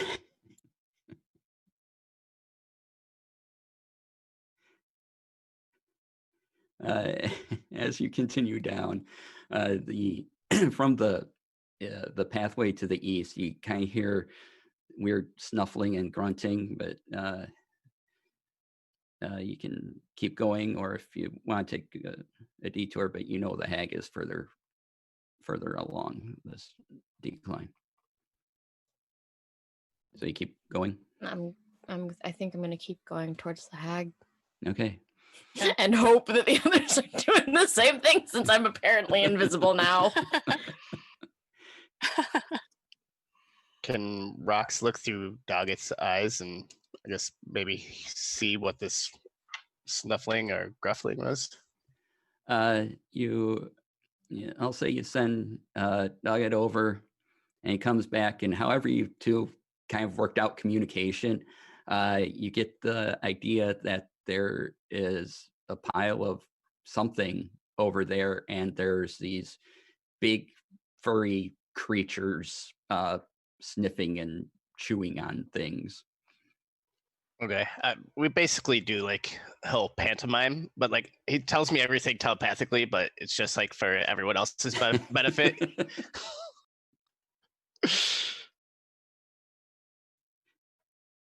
And I'll relay that to the group. All right. And so you continue on with this new information the way you're going? How many snuffling furry things were there? It tapped its foot 4 times. So. They are concerning, but will they make noise if we try to take them out before we can, and then the hag comes, I think Kane would try to express maybe we would like to be at full strength to face down a hag and then worry about these strange creatures after. I agree. Well, hopefully they just don't come up behind us, I guess.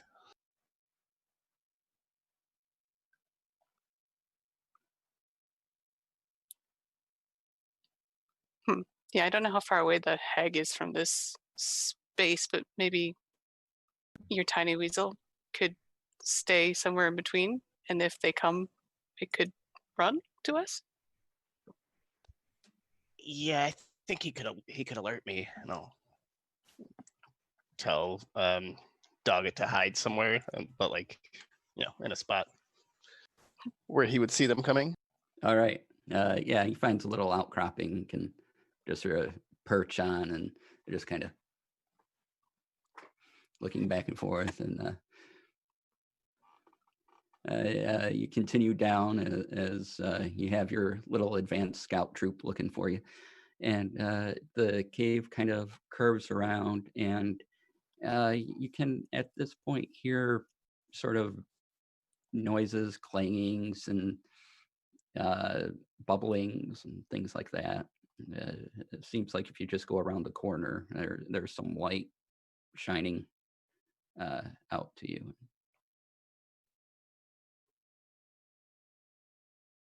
As stealthily as possible. Okay. Since you rolled so high and you can kind of help each other along, Kane and Molly, you go in and you see this hag. The features are very exaggerated. The face is elongated. The nose is long. The skin is blue. The hair is patchy, white, and long. The eyes glow a yellowish color as there's sort of a cauldron in front of it and various potions and other alchemical things around it. And it's going about whatever it's mixing.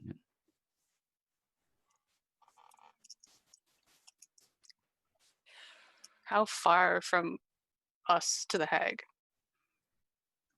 You're looking at about 40 feet. at Kane, I do like the gesture of like the arrow instead of my stabbing. Like question mark? Kane's gonna say, "You stay. Me sneak a little closer. You arrow me spear." That's what I'm attempting to pantomime. I'm like staring at you and I'm like, you're gonna stay. I'm gonna sneak closer. And we figure it out like 3 hand signals eventually. Yeah. But then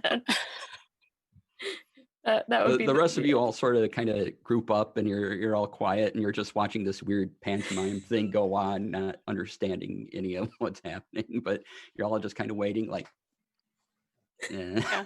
Like you all. Lasers. Pew, pew, pew, pew.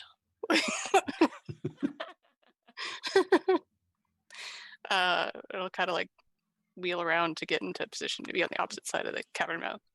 I'm gonna try and sneak just so that I can be still hidden, but ideally within range of throwing the spear, which is, as I look at my sheet, where's the spear? That's a long sword. I don't want to throw that. Be really funny though. Okay, so here's the thing. I always mix up how a range works. It says 20-60. So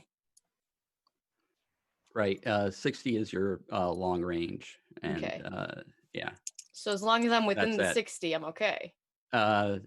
60 will be at the disadvantage. Okay. And that's kind of as far as you can throw it and still count on some type of hit happening. Mm-hmm. So if I could get within 30 feet? Okay, I will need you to make another stealth check at that point. Yeah, I had a feeling. And this one will be at disadvantage, so pray for me.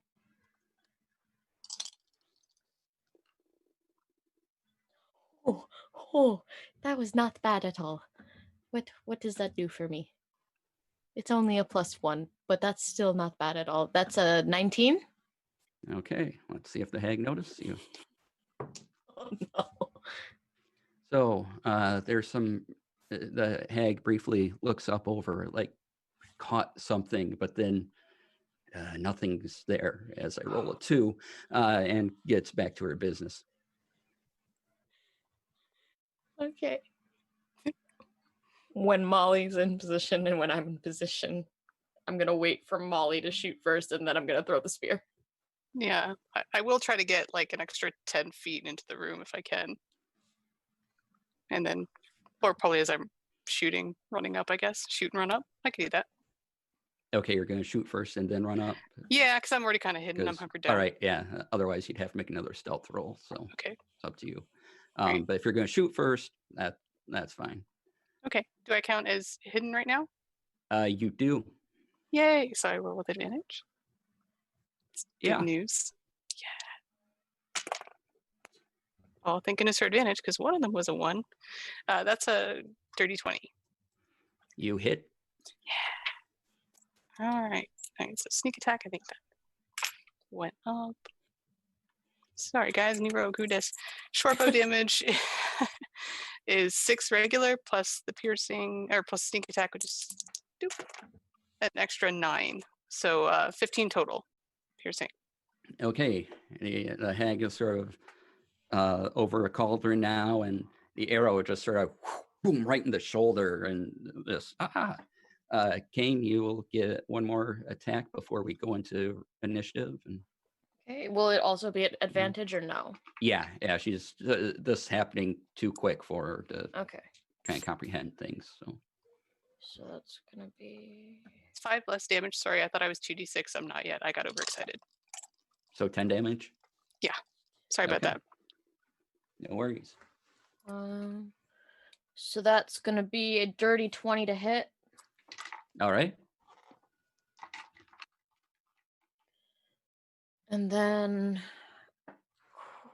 question. How does this work? Divine smite.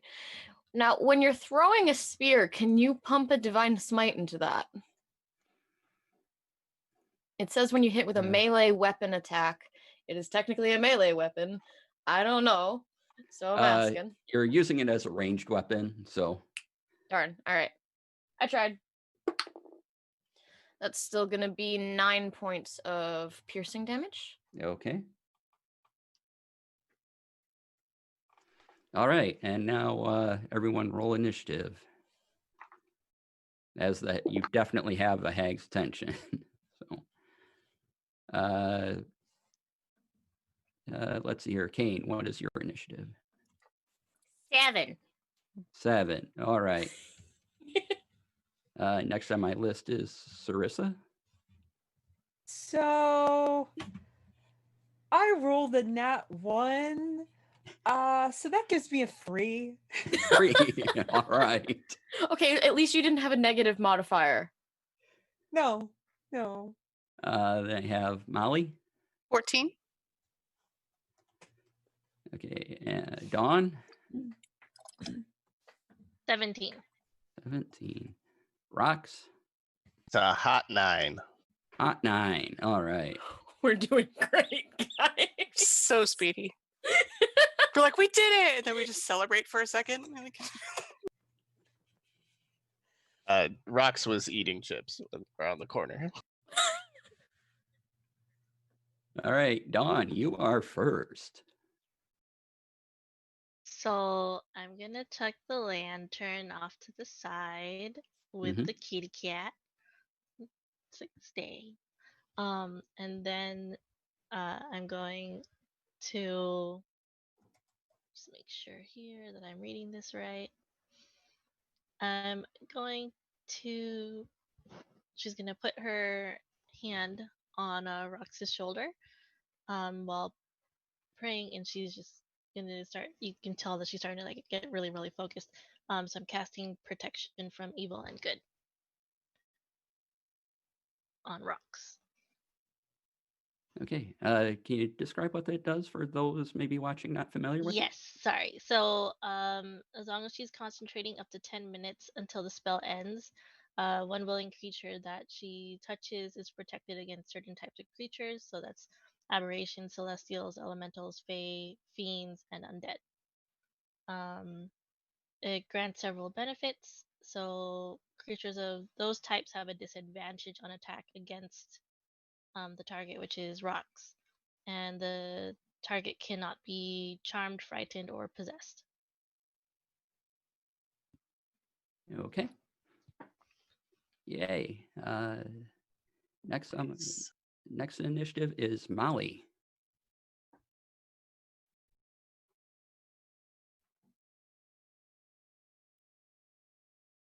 Muted. You're muted, dear. I wasn't on the correct tab to unmute myself, so learn in Zoom, everyone. Thanks.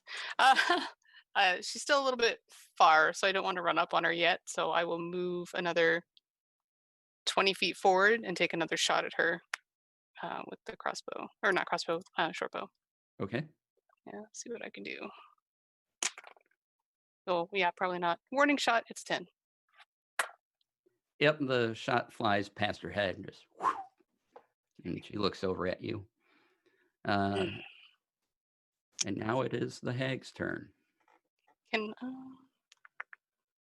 yeah, no, I don't suppose there's anything I can do. No, I'm good, thanks. Okay. And it comes up to you, Molly, since you're the closest. And its nails grow out from it, extending and very stiff and almost like large claws, and it goes to rake at you.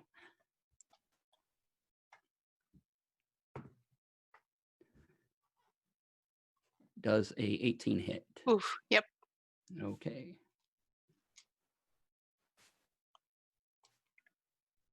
That will be...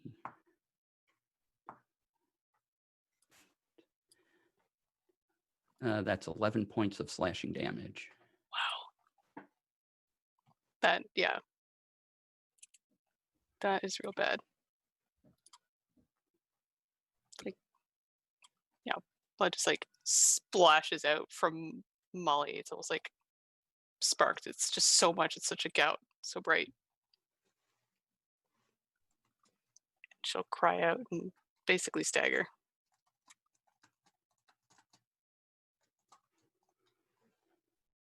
All right.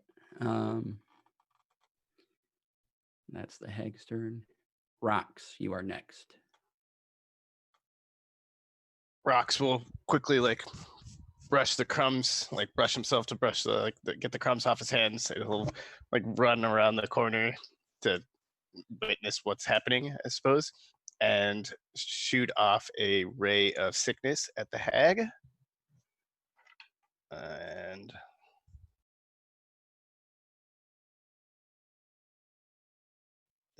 15 to hit. A 15 is a miss. So the spray of sickness goes off, and she just kind of holds up her hand and it just bashes it away almost. Oh, well, he'll kind of duck her back around the corner. Next is Kane.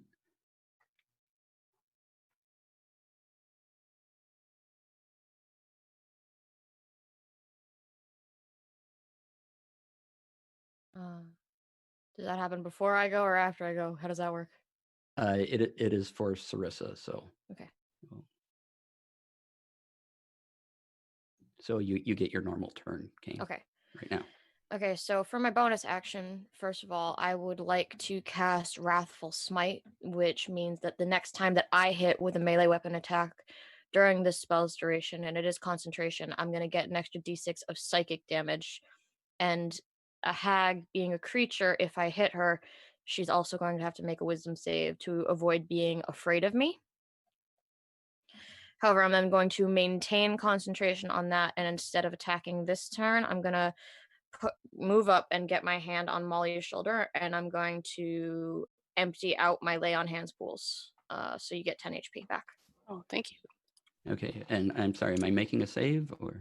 Not yet. Not until yet. I hit you. Okay, not until you hit. All right. So, but as soon as I hit you, it's gonna suck. Right. Okay. Anything else you want to do? I believe that is my entire turn. All right. So, thanks to a donation, we have a wild magic surge for Sarissa. Let me just call up the table here. I think I am dead last. Yes, and so I believe everyone else is gone.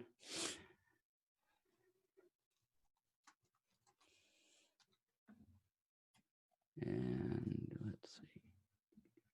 All right, roll me a percentile die as you prepare. Something just infuses you and you feel this burst coming forth from you. Strange, but 60. 60? Yeah. 60? Okay. You regain your lowest level expended spell slot. I hadn't done anything yet. But thank you. Okay. Well, And in that case. It is your turn. Yeah. Huh. Okay. All right. I'm going to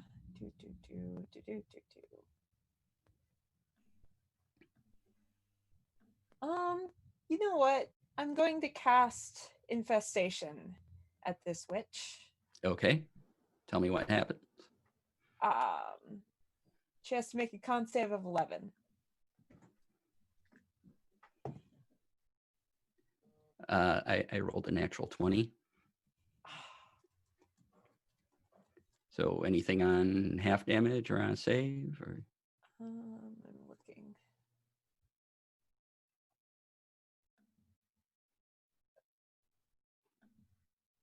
Nope. Okay.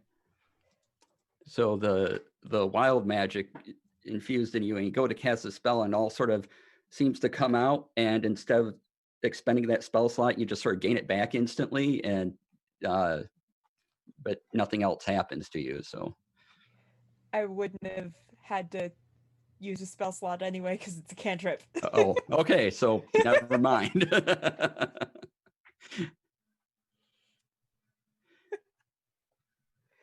Oh well.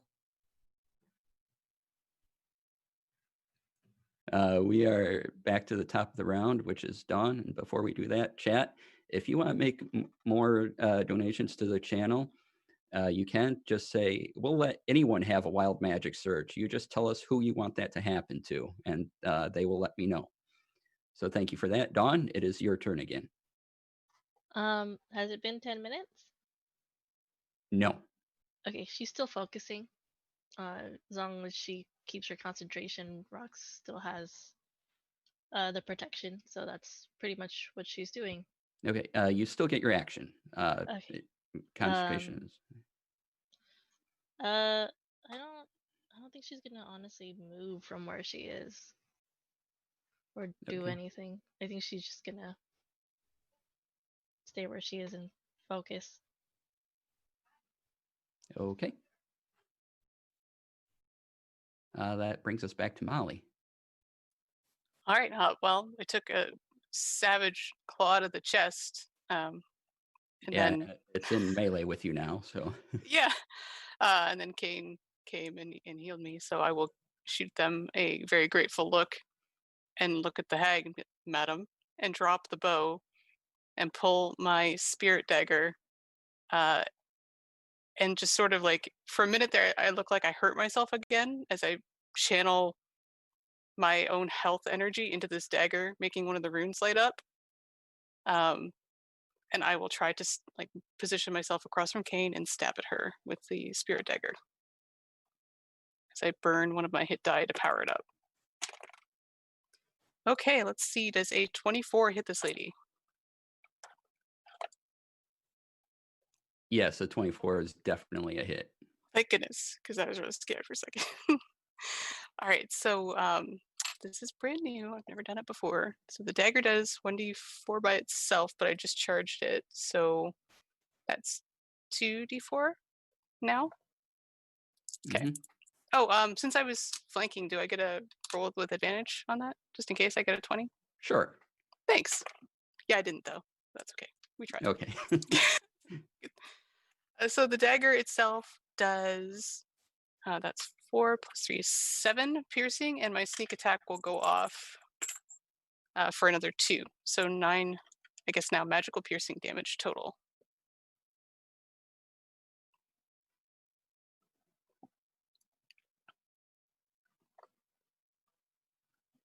All right. As you go into stabbing it with your dagger, the energy absorbed into it, the kind of a white wisp goes around the blade as you stab in and pull the dagger back out. And yeah, hurt her for 9 more points of damage.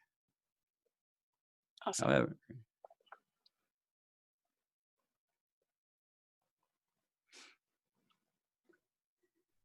and next is a the night hag. Molly, you're She's still a with night Fred. hag? She's a night hag? Well, it's based on one, yes. It's not quite the same, but you know. No. Okay.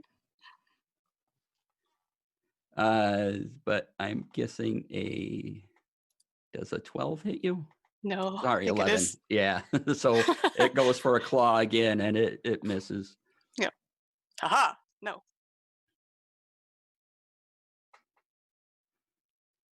Rox, you are next. Okay, Rox will pop back around the corner and he will fire another ray of sickness at this hag. And I'm actually going to use my portent so that it would be a 24 to hit, 23 to hit. Oh, that hits. Yeah. No, all right, so that's 2d8.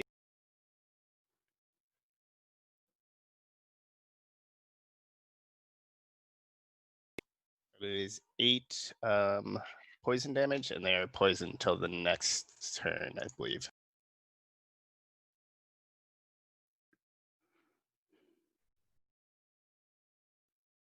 Okay. Oh, Yes. you have a never mind, you have to make a con save, and a fail save. You will be poisoned. Okay, Constitution saving throw. All right. You have to beat a 12. I have to beat a 12. Constitution. I got a 12, so okay. But the damage was still done. Now we are on Kane, Hi. who I understand you got a reroll. I do, although I don't think I need to use it yet. I have advantage right now because I'm flanking, correct? Okay, yes. Yep. Okay. So first of all, where's my divine smite? Let's see how that works. Because okay, when I hit a target, connects back as well. Okay, we can do this. So first, I'm gonna try and hit her with my glaive, and I am planning on expending a divine smite into it, along with the wrathful smite that I'm still concentrating on. Okay. So let's see how this goes.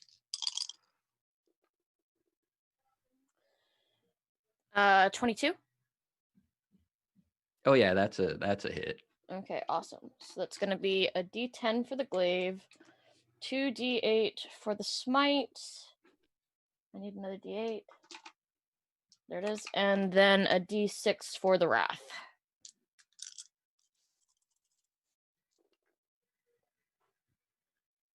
Oh, that's a lot of big numbers. 11.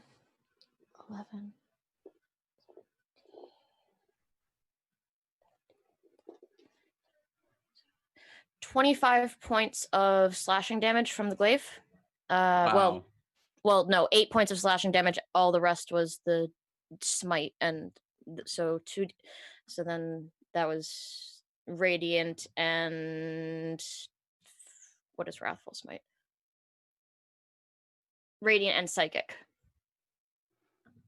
Yeah. How much is the radiant and psychic total? The radiant, it was, what was the total I said again? 25? Mm-hmm. 8 of that was the slashing, and then 6 of that was psychic, and the rest of it was radiant. Okay. Tell me how your divine energy splits this hag in two. I'm just gonna straight up impale her. Okay. As she's focusing on Molly, and as she's like making to attack Molly again, I'm just going to run her through from behind up through her chest. All right. As your various holy damage, the radiant and the stuff did exactly enough. You you impale her with your glaive, and it goes right through and kind of sticks and then falls and drops unconscious. And now you have a deceased hag on the end of your glaive, and you're in a room with all sorts of alchemical components.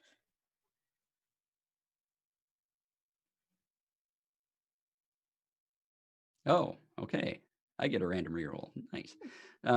Thank you, everybody, for donating and adding to our randomness. That's great. I'll be sure to keep that in mind. So, what do you wish to do? Is everybody okay? I feel much better now, thanks to you. I will not let anything happen to you if I can prevent it. You're all my friends. I feel the same. Can I kind of check out down around here to see if this looks like only one hag makes this area is theirs, or if it seems like multiple people have been working down here? Yeah, give me a perception check. Okay. I think Rox would be going to check out these chemicals and doodads. I'm gonna get the Sarissa's hag going to off my start glaive. just putting stuff in a bag. I'm going to get the hag off of my glaive. Okay. Molly, give me a perception roll. 22 total. 22 total. You're looking around. You can tell this seems to be where they slept, ate, did everything, and it only seems to be this one person. You do discover there seems to be a secret door in and the southern wall of this place. Oh, That's Uh, exciting. Rox and Sarissa, you kind of manage to divide up the components between you two and put them in, and we can go over what you got later. That works. Nice. I will point out the presence of this door to my party. A door. Yeah, seems to be alone in this laboratory, but there's a passage here. Can I figure out how to open it? Yeah, it's fairly easy open. Like probably the hag just needed quick access to whatever's behind here. So Yeah, I will slide that, push, slide, pull, whatever I need to do. all right, yep, That may it be open. pulls open towards you, and down it is a small hallway. Hallway going downwards again? Nope. It would be on an incline heading back up. Goes up. Should we follow it or go back and check out the snuffling furry things? Or both?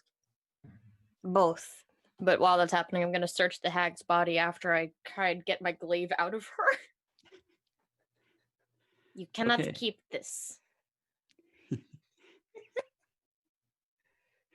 On the hag, you find 2 healing potions, normal, some silver, a couple of bones that have been sharpened to toothpicks, about 20 silver, and yeah, a robe. And looking around the room, you also see a staff leaning up against the wall. I'm going to offer the staff to Sarissa and the robe to Rox. Okay. And then I'm going to offer the bone toothpicks to Dawn. Dawn's 'Cause- just carrying the lantern and Henrietta in her arms, like, Yeah. Because they look like they'd be something that'd be kind of fun to play with. And then the 2 healing potions go to Molly. But I'm going to keep the silver. Thanks. And Dawn, since you weren't moving or anything, Henrietta fell asleep in your arms and just slept through all this purring and didn't do anything. You weren't, moving and doing a lot of spell work, so it's just out and doesn't care about the world around it at this time.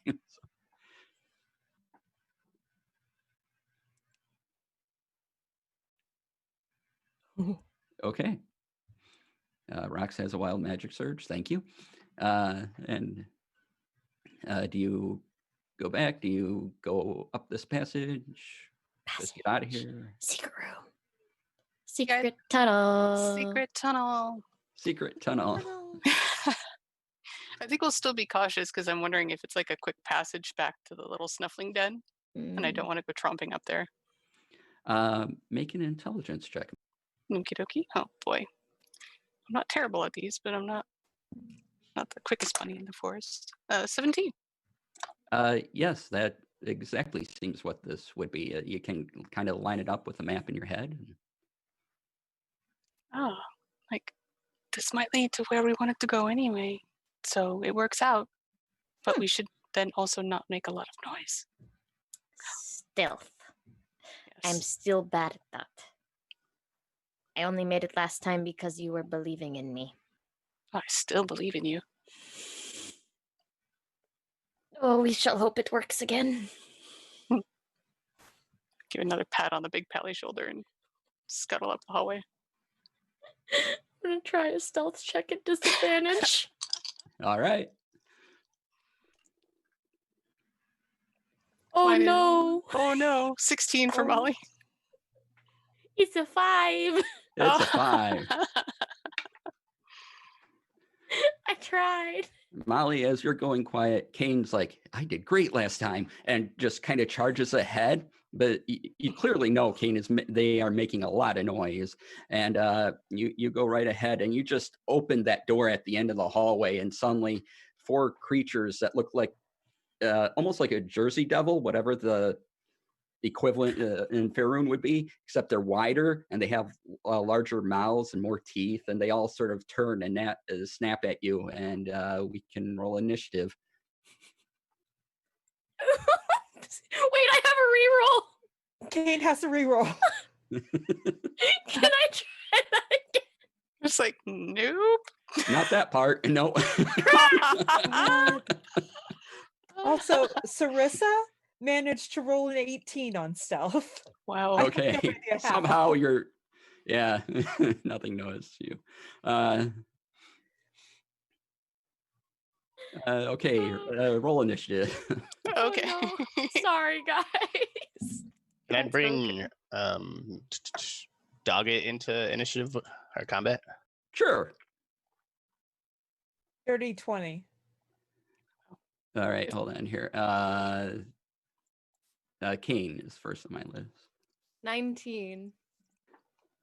19. Okay. Oops. We're a little more with it this time. Okay, that was a 19. All right.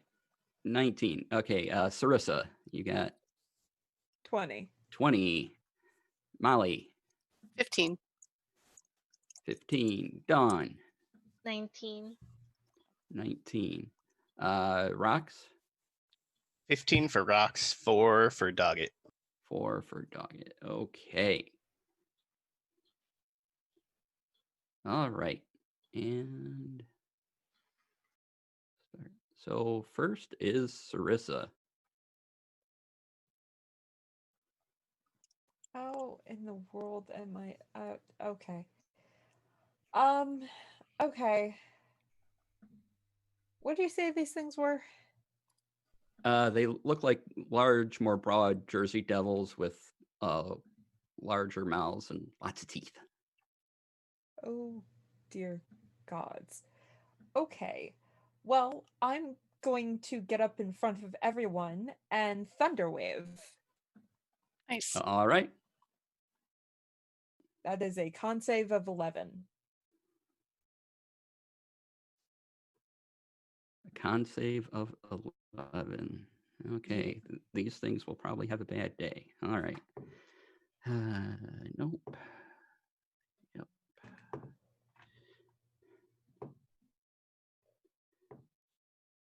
Okay. That is You get 2 of them in your thunder wave. okay.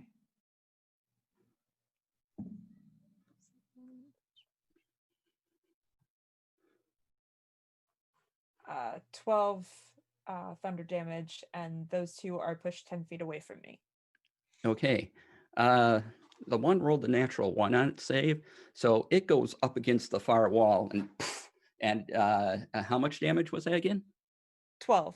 12. Yeah, it just kind of and splays and falls over like a little flailing upside down creature that it is. So 1 is gone. Oh, it but that was, died? yeah. It yeah, died. it- It's dead. they don't have a lot of hit points. And since that was 12 damage, you also nailed the other another one with it. So Holy the crap. the other one just goes down. So I sort yeah. of want to like see if this staff will make them behave. I suppose I would have to attune to it, don't I? Yeah, it'd have to be on your next Yeah. turn. Okay. Yeah, and tuning takes an hour or so. Oof. Yeah. Okay, Kane is next. I would like to stab. Okay.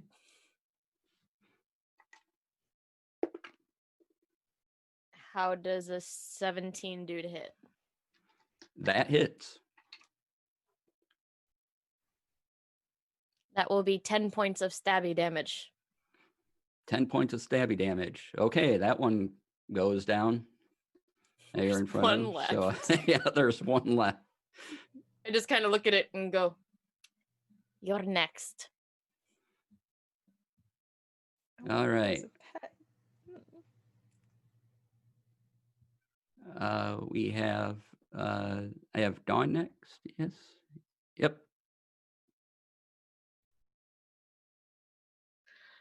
With everyone's damage, I didn't think I'd get this far.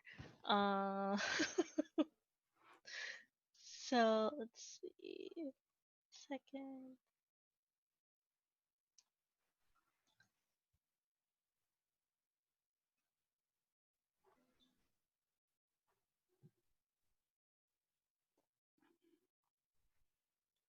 Wait, she's gonna do a word of radiance. So she utters a divine word, and burning radiance erupts from her. Each creature of her choice that she can see within range must succeed on a Constitution saving throw or take 1d6 of radiant damage. Okay. So it's a 12, con 12. All right. It's the ones left taking the radiant damage. Yeah. So roll that. 6. 6. It's still up, but yeah, you burned it. Kind of howls a little bit. It is now Molly's turn. All right. I got a little delayed because I was watching Kane, and then the stealth thing kind of went out the window. So like, there's a brief moment of face palming, and then there's thunder and explosions and blood. So I will dart out and dodge over the corpses to get to the last one and try to go after it with the short sword. Okay. Let's see. Blah. 21 to hit. Oh yeah. Okay. I don't know if is it near any of my allies or not. Is it just me? At this point, this one's just near you. Okay. So. So it's a total of 6 slash piercing damage. 6. Okay. So how do you pierce through this thing? I feel like Dawn just burned like a hole in it, so I just continue like go for that weak spot and just put it right through, just like through that squishy burned flesh. Just end it. Okay. And you end it, and it howls very loudly as you do this. And you all kind of something is disturbed in the pile of bones in the corner and comes up out of it and looks at you. And this seems to be a larger version of these creatures. And Rox, it is your turn. How close is that other one to me? Just before we move on. It's within 10 feet. Bonus action to disengage, please, and use the rest of my movement to run away. Sure thing. Hi, and then I. Rox will go ahead and shoot. Rox, you have a wild magic roll. So Oh yeah, I forgot about that. Percentage. I pre-rolled that, and that is 33. 33. Okay. 33 is maximize the damage of the next damaging spell you cast within the next minute. Beautiful. I will roll Ray of Frost. Is an 18 to hit. An 18 will hit. I guess if that's max damage, that's 8 points of damage. 8 points of damage. All right. Thanks, Misty. And then, Daggett gets to go. Sorry, I left out Daggett. He's just gonna hang out on Rox's shoulder. Maybe All right. touch his ear. I don't know. All right. We're back up to Sarissa.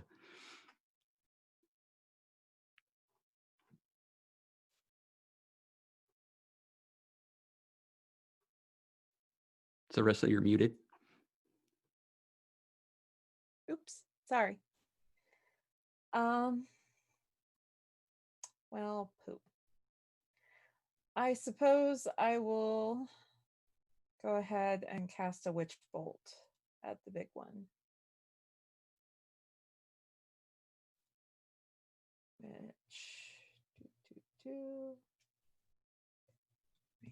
attack.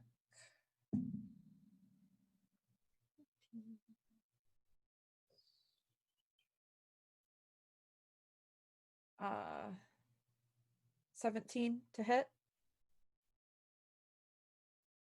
Yes, that's a hit. Okay. And then, 19, 20. Well, that's 2 lightning damage. Okay.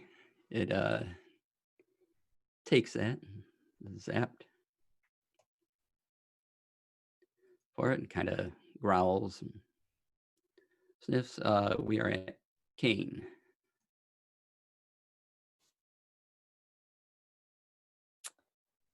I guess I'm gonna go up and try and get at it from an angle and slash at it with the glaive. All right. Do I still have a reroll or did I use that? I don't even know anymore. I don't believe you used your reroll. Okay, good to know. Very good to know. I'm using that. How does a 19 do? 19 will hit. Thank goodness, because the other one was a 2.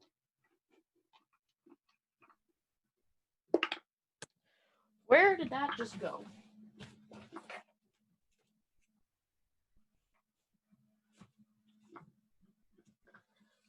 The dice went Dice down. flying.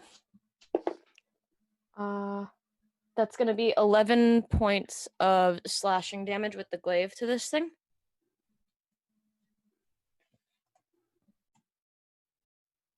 Okay.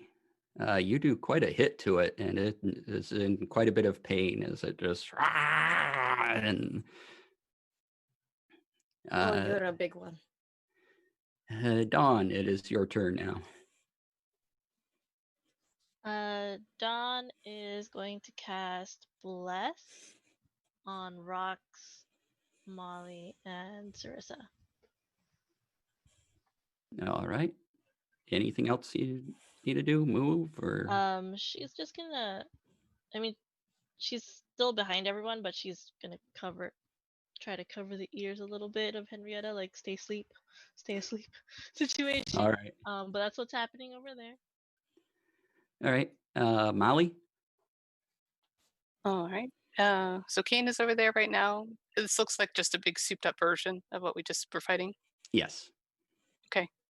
I will run over and get on the other side of Kane. Give them a little nod and try to get that short sword action in there. Oh, that's a natural 20. Okay. All right. So All right. How's your hit points doing?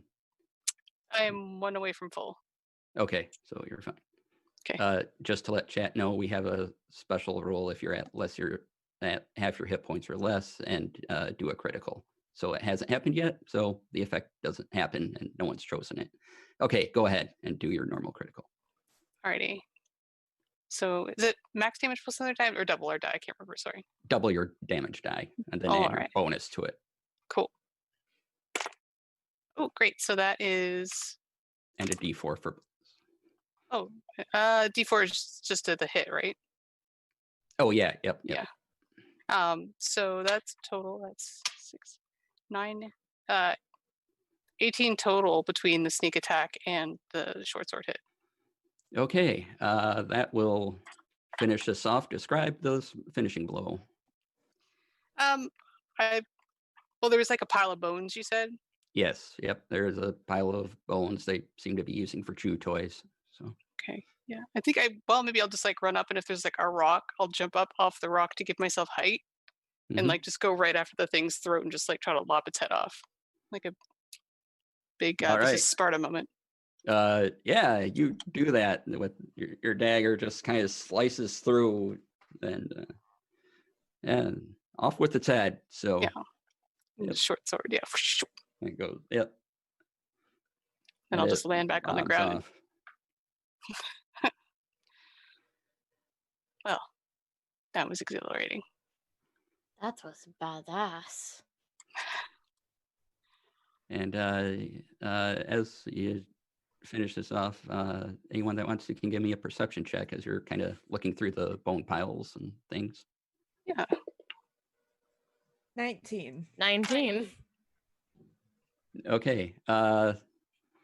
Everyone who got above a 15 can see a what looks like a wand amongst the pile.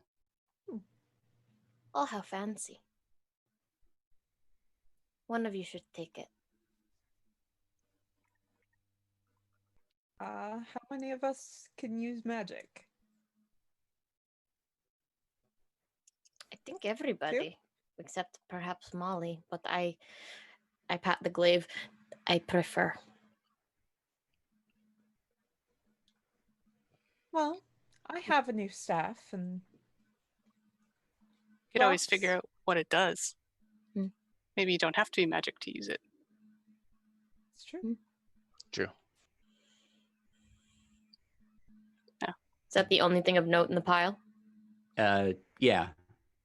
Tragic. Yeah, they're probably not the keeper of all the good treasure, but it is a good find. Mm. What are these things? That is a good question. I can cast whatever that is. Identify, but I need 10 minutes. For the creatures or the wand? I meant like all the items that we've gathered so far. Cool. Ooh, do that. All right. We're running low on time, so I'll write up what you found, and just remember you did that. So where do you want to go? Want to head towards the exit or back out? It's really the only way, I suppose, unless you want to live here now. But We The should inspectors have relocated. we should head out, perhaps, and then return the cat, and then take a nap. Yeah, That maybe sounds good. swoop up those 9 people if we can. Oh yeah, in the stoner camp. Good idea. Yeah. Yeah, see if we can get outside. See if the fog is there, number one, or if the hag was sort of the source. Yeah. What do we do if the fog's still there?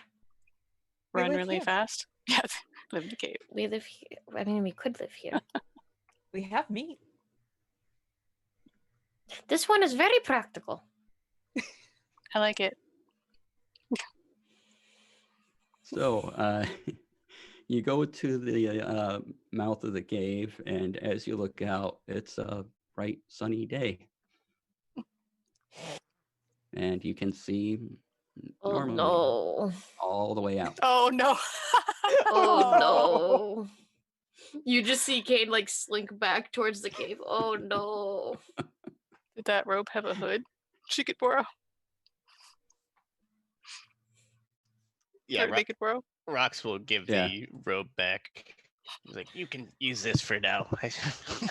I will give back when we are not in sunlight.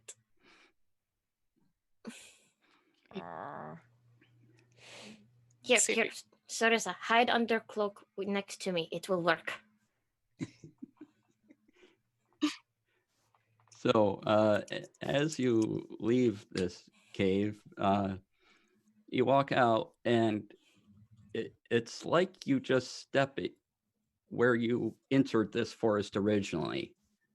Like suddenly you're just there. The 2 guards are standing there. The day around you is normal.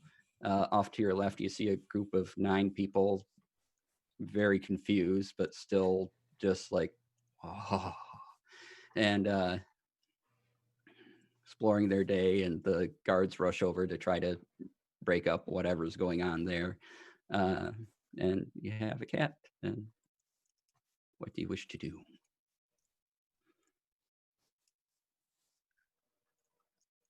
I guess we should briefly check in with the guards just to let them know about the tree one and then take off. Well, not take off running, just leave. Suspiciously bolt away, yeah. No. All right, you let the guards know. They look around confused, no longer seeing any trees like that or anything. But yeah. And you make your way out. And you have a kitty. Do we know where Gavin lives? Nope. No one's Okay. ever asked his address. Well, he knows where we live, so I guess he'll pop by. He'll be along at some point. Does Dawn still have the lantern? Because she's been carrying it this whole time. Yes, you still have the lantern. Okay. You go back to your place, and you see Benny at the door, waiting, just standing there. Oh, hello, waiting. Benny. Hi. We found the cat. All right, you found the cat. Right. All right. She's a very Yes, good and- cat. Be good to the cat. Yes. Be nice. Yeah. And he's like, well, suppose I owe you your money. And he passes around the money in small sacks to everybody, and that he owes. And he reaches out to Dawn for the cat. John's hesitant at first, but reluctantly gives Henrietta back. All right. The cat seems a little miffed that's woken up and kind of looks at you like, "Oh," and but goes on and doesn't make too much of a fuss with Benny as he goes back to his cart. Like, all right, thanks. I'll let him know. I don't know what else I'll do for you. I can't make promises. And rides off on his cart. Anything you guys would like to do as we wrap up? Go take a I very want- long nap in a very dark place. That too. But I want to attune to that staff. All right. I will let you know between games what goes on with that. So, All right. And I asked Dawn for the lantern. Oh, she was gonna hang it on top of, above the fireplace.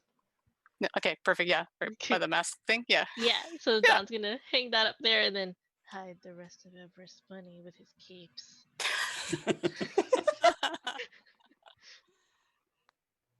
Our second trophies on the wall. Perfect. Yay.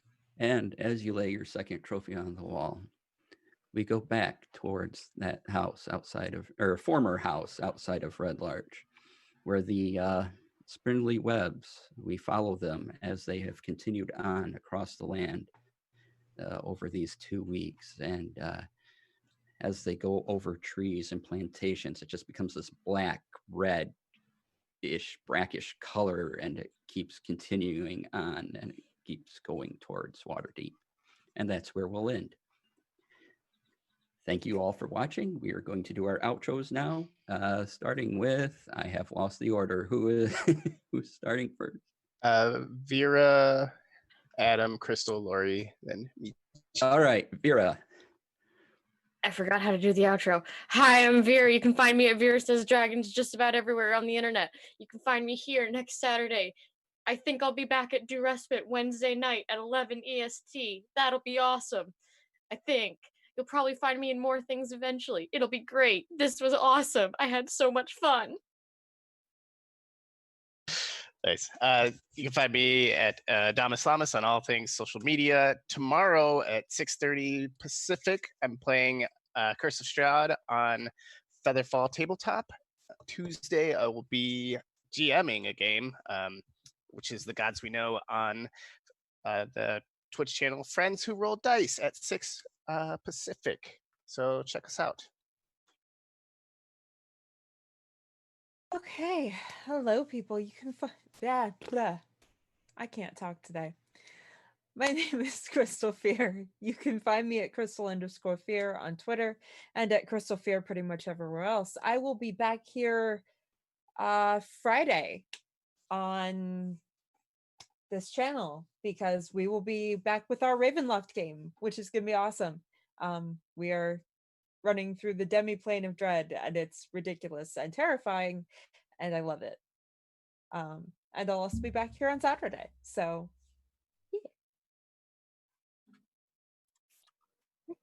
Thanks, everybody. I'm Lori, aka Calamity Jane. You can find me pretty much everywhere on the internet as Calamity_JAYN. I'll be here on Impact again next Saturday, and I'm actually going to be playing Humblewood with Scraticus Academy this coming Thursday, the 30th. And I believe that is 6 p.m. Eastern. So if you want to tune in, that'll be on Scraticus's channel on Twitch. And then on Monday, May 4th, we'll be doing Jasper's Game Day Week.